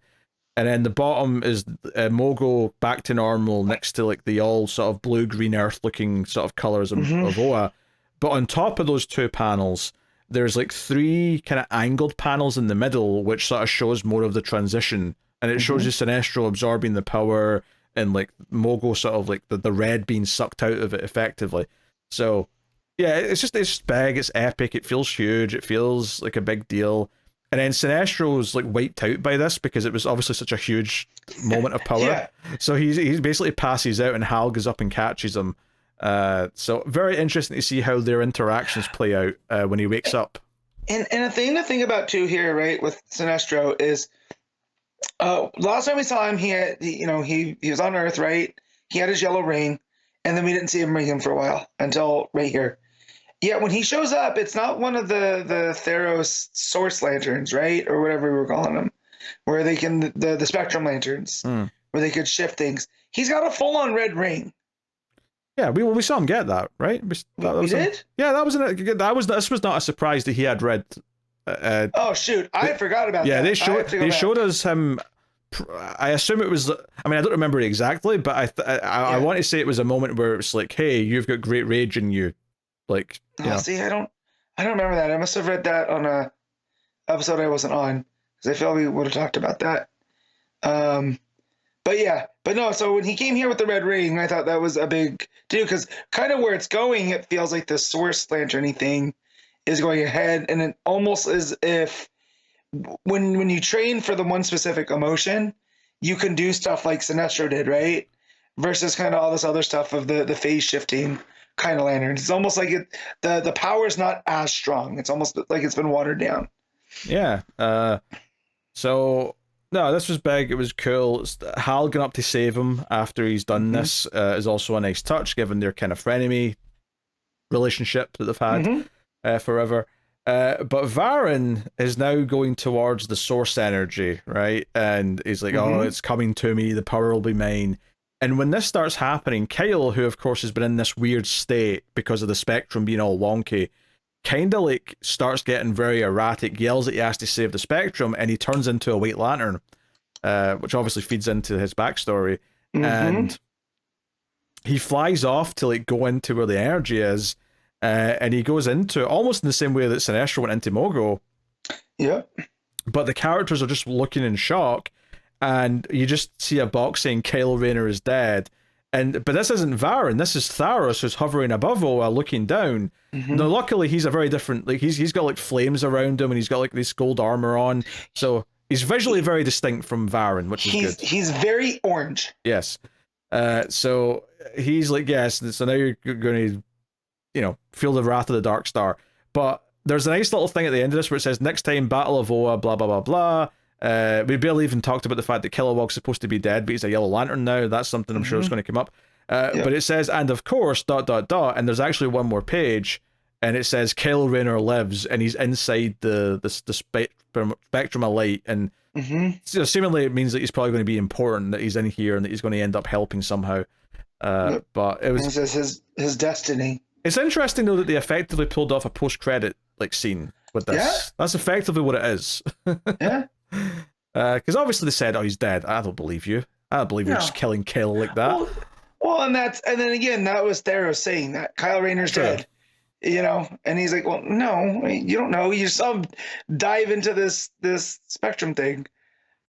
But yeah. So no. The back half of this issue was bombastic. It was big. Yes. It was huge. It felt amazing. Like, art was gorgeous. It was just a bit messy in the first half because there's so many goddamn characters. But I'm actually glad that like two groups of characters got taken out, just so that there's less for me to remember now, which I'm more than happy about. For sure. Oh man. So apparently the Sinestro thing happened in Green Lantern 5. So man. I know I read that. I've read all the stuff. No, I remembered it was when I turned the page and I saw him coming in the red suit. I went, "Oh yeah, that's right. You got a Red Lantern ring." I remembered, like it sparked my memory, and I remembered it happening. But I couldn't have told you when exactly it happened. But yeah. So, anyways, really good moments, like you were saying. These big, huge, kind of crowd pleasing. Crowd pleasing moments, and Xermánico just kills the art. Like, you have these big 2-page spreads, and usually when I start going through a book and I start getting a bunch of them, you're like, oh, you're just trying to get through the page count quicker, right? But here they're paced expertly, with Adams and him. So just to get those big, huge moments, and taking off a few players off the board too, because something happened with Ellie in this one too that we see. That she's rolling around, or was that another book I read? Ellie was there briefly. She's there to say, hey, we have to go get Kelly, and we see that with Kelly, they're because basically that's where Varen goes to, or was it Tharos goes to her to get the ring. So again, there's a whole bunch of stuff going on that it's hard to keep track of it. So yeah, less characters to worry about, the better it is for me. Yeah, yeah. So I'm glad a few were taken off the table, but uh, yeah, really great stuff in the back half. Excited to see where they go from here with this story. Yeah. It does, yeah, it's exciting. I'm excited to see, and I'm also excited to get more a Carol's story with the Grey Lantern and all that stuff. But I Yeah. understand why we're not doing that for a little bit because there's a lot going on right now. So we can get back to that. But yeah, what are you giving Green Lantern? 8.5. I'm conflicted because the back half of this book is like at least a 9 out of 10. Right? It's fantastic. But the first half's a bit messy. There's a lot of characters. It didn't flow that well for that first half. So I think I have to just go with an 8 out of 10 for some of that messiness. But I'd almost say the first half of this is like a 6.5 and the second half is like a 9.5. So I'm going to say 8 out of 10 overall. But it's just, it is what it is. But there's a lot of great stuff in here. So I was very happy with it by the end, but there was definitely some messiness to get there. So cool. Next up, Black Lightning, issue 1, Brandon Thompson writing with Fico Ossio on the art.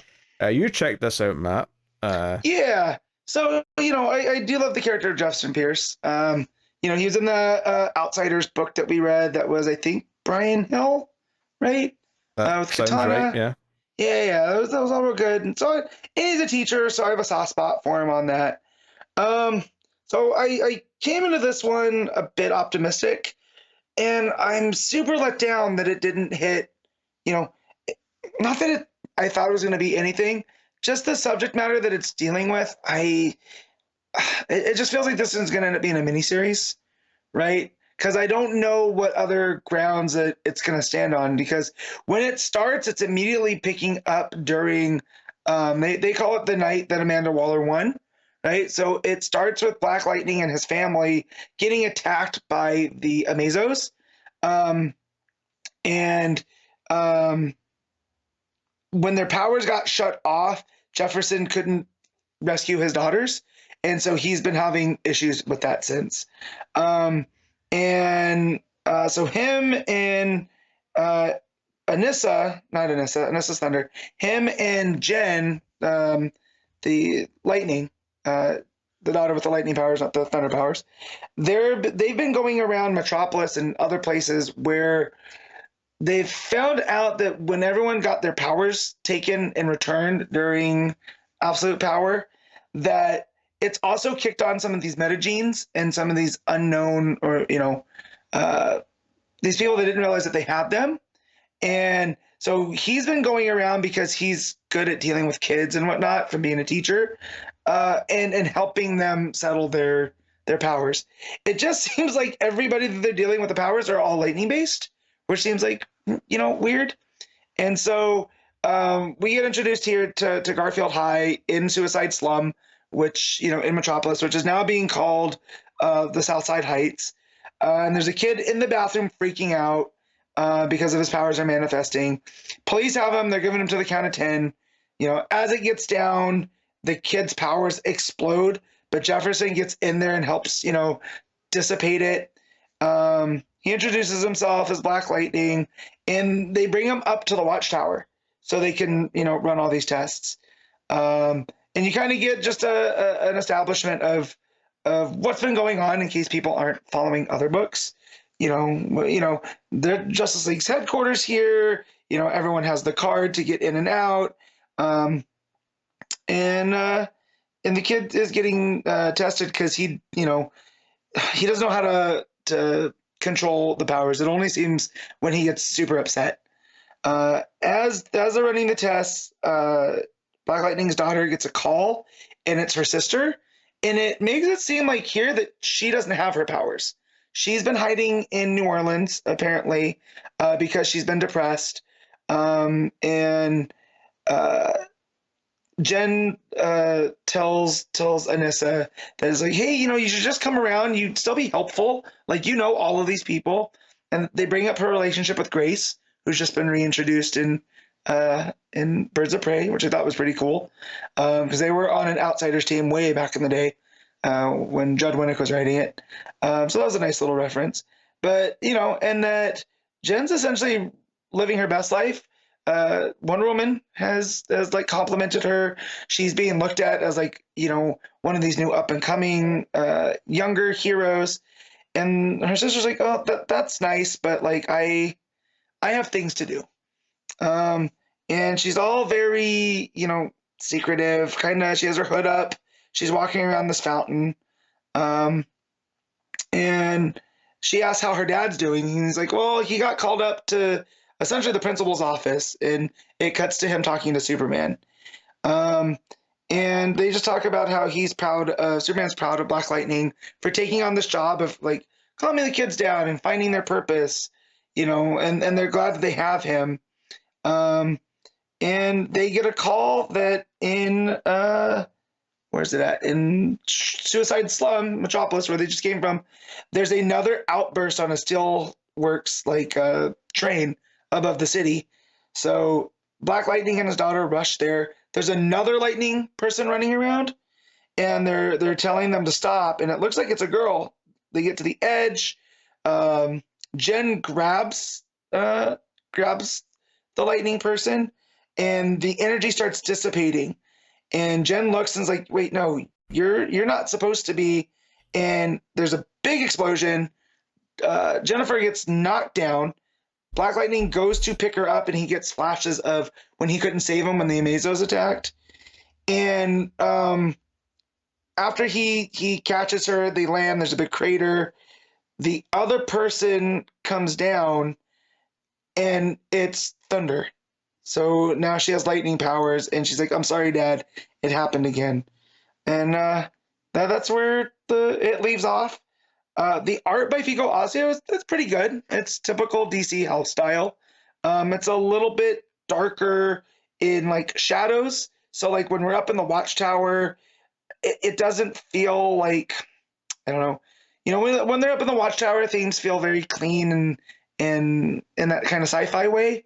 Here, everything feels dark and there's shadows around every corner, which doesn't seem to fit a space station, really. But other than that, it's decent. Superman and Black Lightning both look too jacked now that I'm looking at it. Like they're drawn extra muscly. They look like they've been hanging out with Brian Cage from AEW. But yeah, and I just wish I liked this book more because it wasn't the type of Black Lightning book I was expecting. Dealing with him being in Metropolis.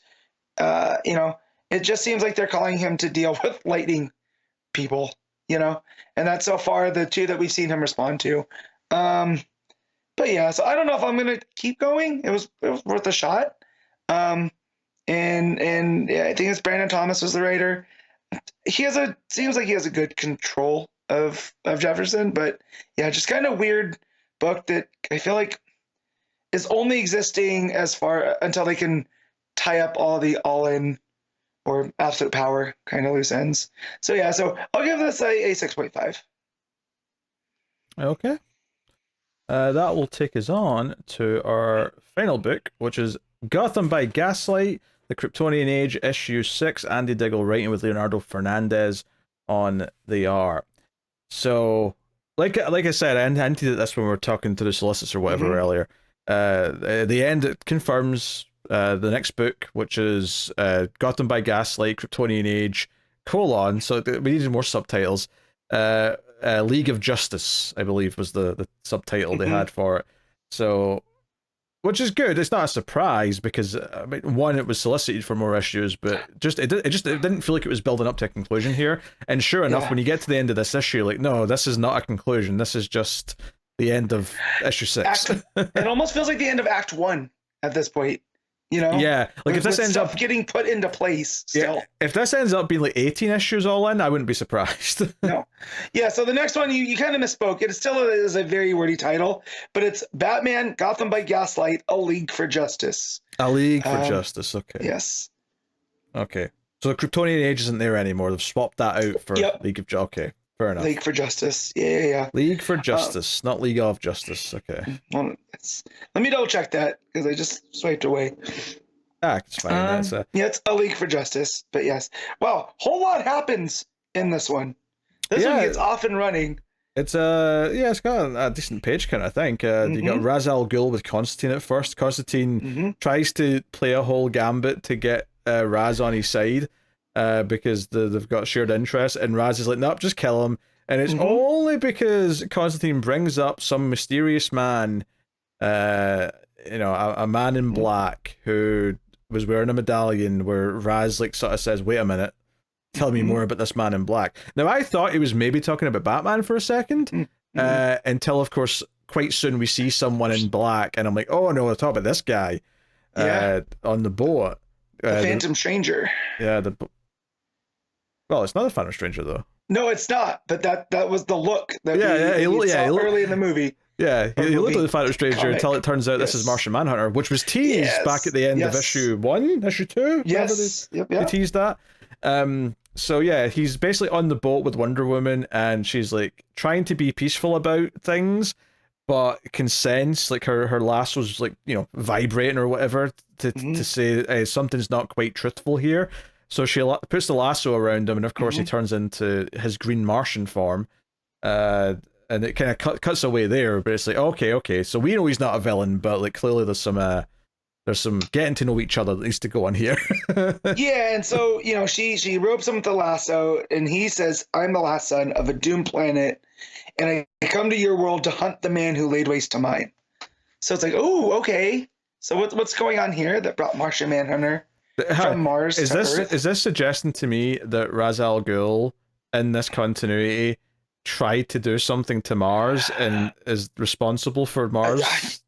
That kind of fits in with the kind of era from stories that they're plucking from, right? Because this is all kind of that steampunky John Carter,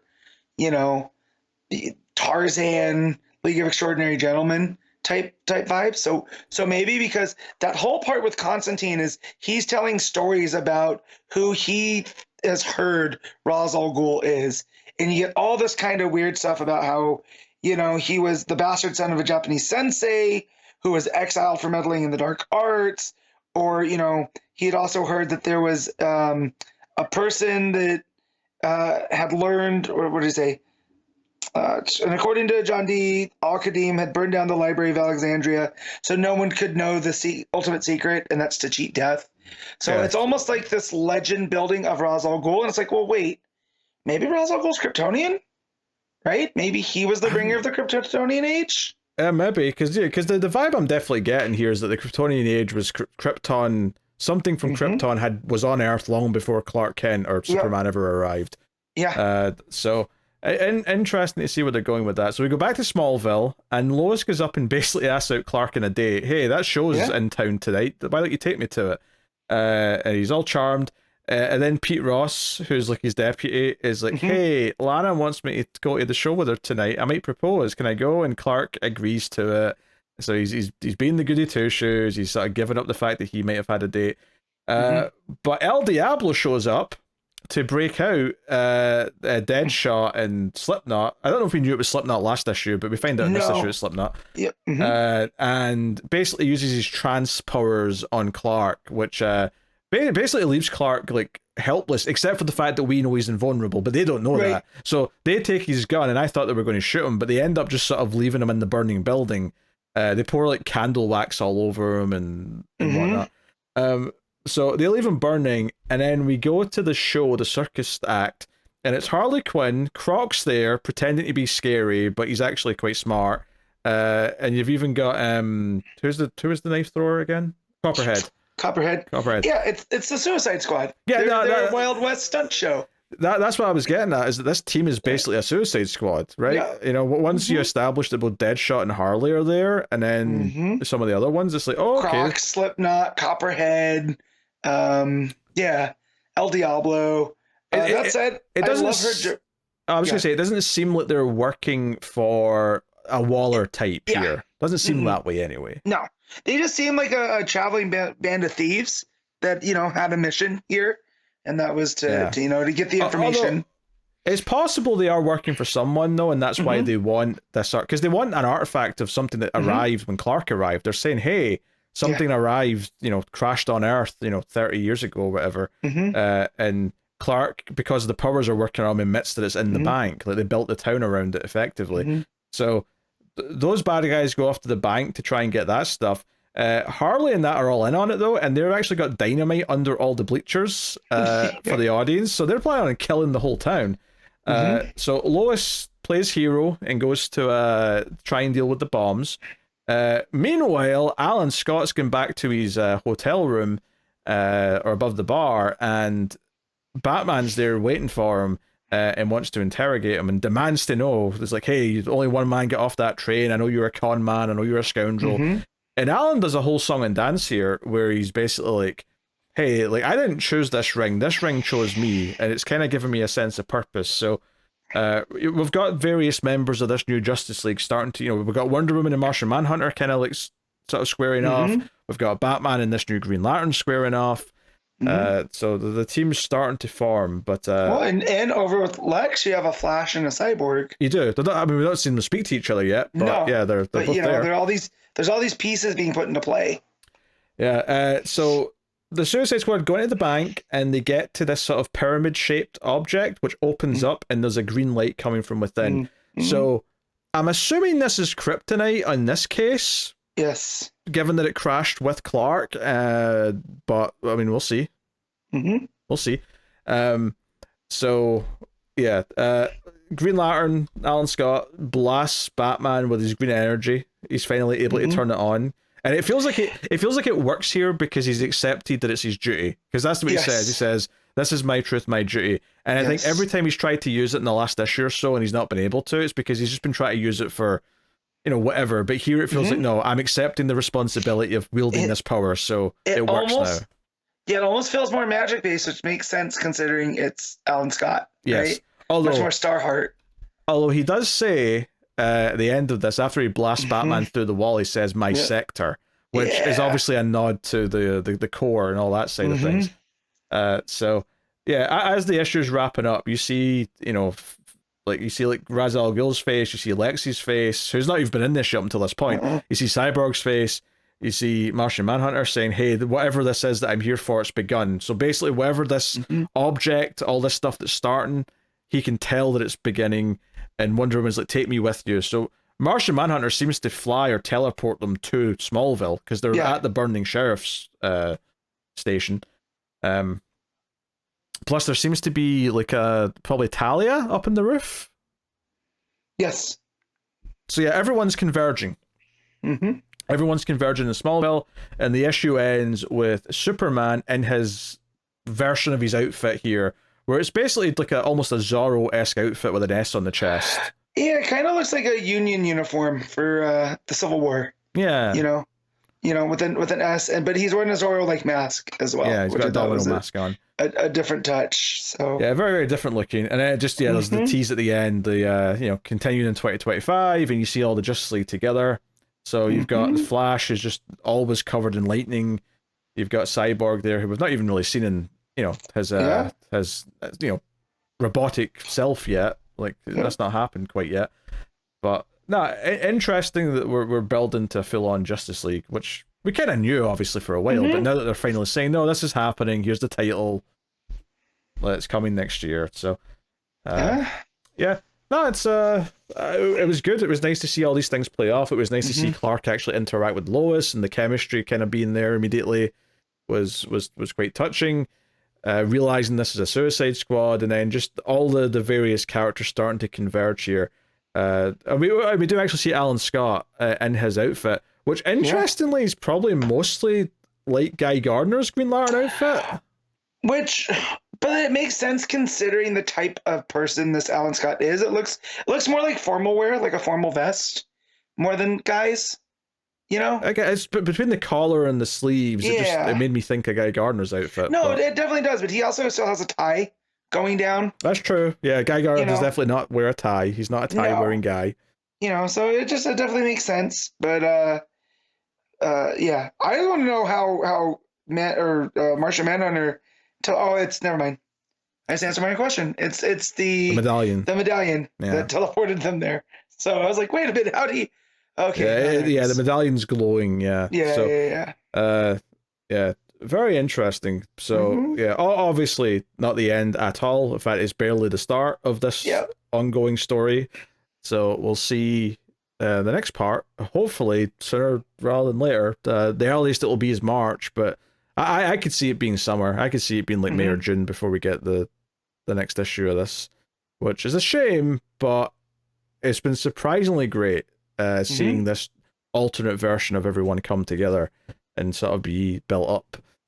So curious, but I had a good time. Yeah, I really enjoyed it. Yeah. A lot more characters to play with this issue, a lot more going on. So we'll see how it wraps up. Matt, what are you giving Kryptonian Age? 8.5.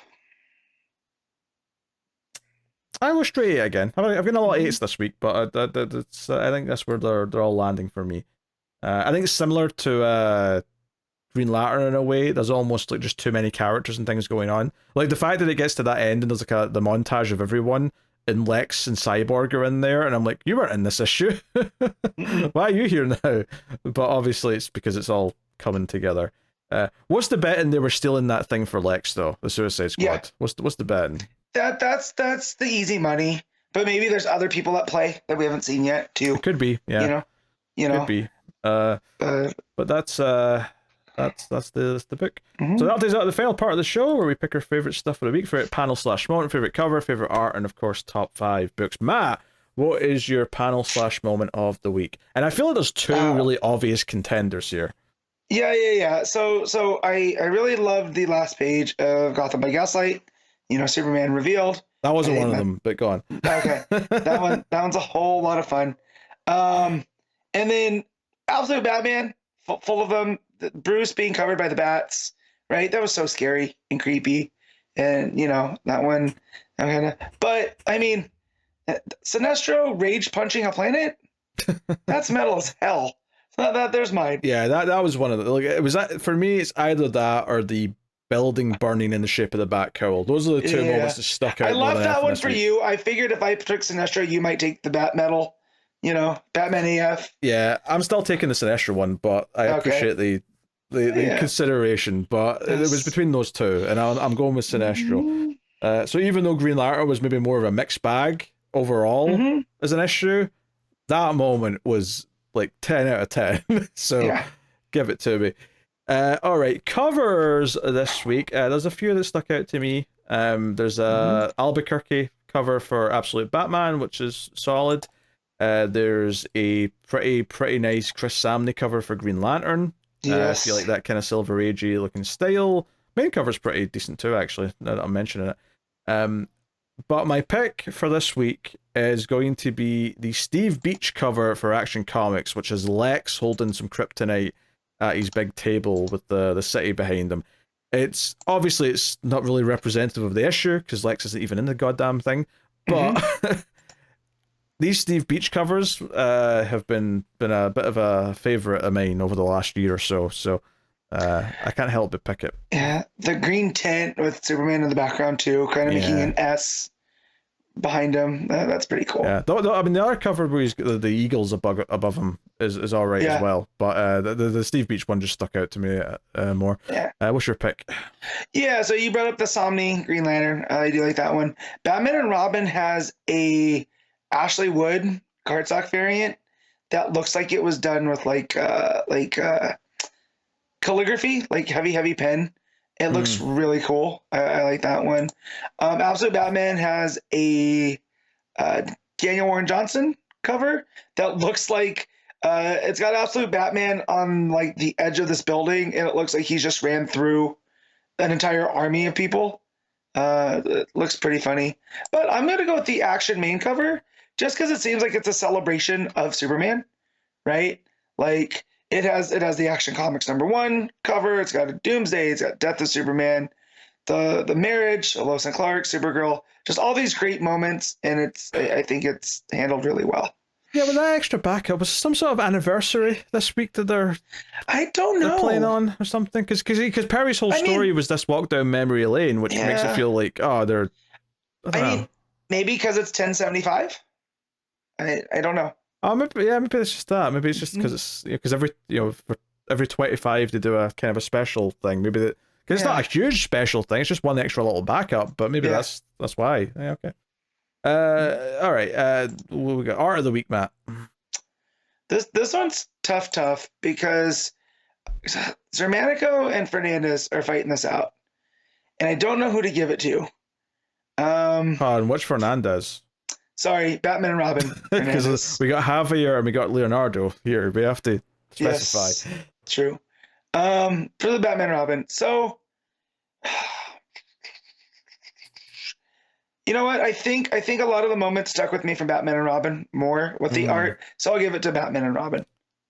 Yeah, I think, like, I also want to point out Dragotta has been very good on Absolute Batman, but my pick has to go to Xermánico for Green Lantern, because a lot of why that book felt so special in that back half was the art being so jaw-dropping and, like, big and epic. So I think I have to go with that, but yeah, a few choices which were solid. All right, top 5 books, Matt.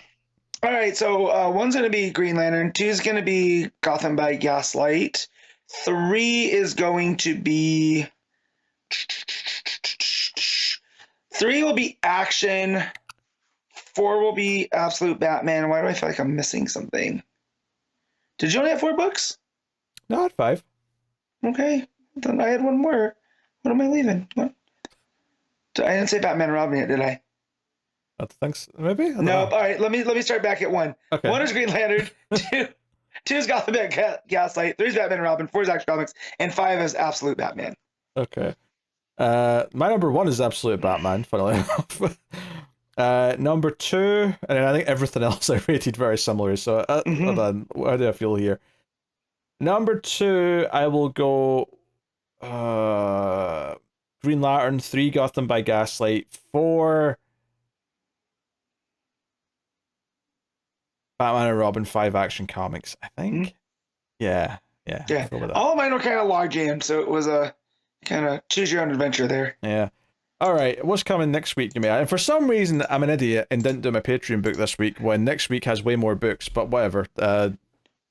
Those are the breaks. So coming next week from DC, we have World's Finest, issue 33. We got Action Comics 1076. We got Wonder Woman 15, Titans 17, Batman and Robin Year 1, issue 2, Catwoman 70, Dark Knights of Steel All Winter, issue 5, The Question All Along the Watchtower, issue 1, Batman Full Moon, issue 2, Jenny Sparks, issue 4, Batman Bruce Wayne Family Adventures, issue 139, Milestone Universe, The Shadow Cabinet, issue 1, and then we got some facsimile editions and cover collections and other whatnot. So, still, heavy week for stuff we read, because there's a lot of stuff coming out next week. So, what's so funny is that I felt like I did want to at least check out some more issues of Titans, but I wonder when I read all these books next week if I'm going to feel like, that one might slip through the cracks since it wasn't as good. I might leave it for last just in case. Yeah. Let's see what the following week looks like. There's a lot there too. Yeah, right. Yeah. I'm not teasing about the following week, because I'm only 1 week at a time, Matt. That's all I can do. So, heavy week of books next week, but we had Solicits this week, so I guess it worked out. Because last month they did us dirty. They gave us Solicits on the busy week 3 and not on the week 2 when there was less books. So at least they were nice to us with the schedule this time. So that is pretty much the show. You can, of course, let us know what you thought of this week's books in the comments, like, subscribe, and of course, if you want to support the show and help keep it coming, you can do that over at patreon.com/MailFuzzTV. Get the show a little bit early, but mostly just help support it and keep it alive. So check out MailFuzz TV and MailFuzz Movies, the 2 YouTube channels that have various reviews on there for other things. The movie channel in particular has podcasts that I do with various people. There's the horror movie podcast with Tim called Streams After Midnight. And there's a sci-fi movie podcast with David called The Atomic Cinema Experiment. Plus, it's a collector's cut. So if you want some more yammering on from me and other people, you can check out some of that over there. Plus, it's all available in podcast feeds as well, under their various names. So, yep, that's the show. That's Comics From The Multiverse. We will see you next week once more for another batch of books. More werewolves and Wonder Woman and whatever else. So thank you very much. We got Eclipso. We got questions. We got Deathstroke Vikings. Yes. Yeah. This is all true. Excitement. So, yes, thank you very much for joining us, everyone. We do appreciate it. Keep reading DC Comics, and remember to never get lost in the Speed Force.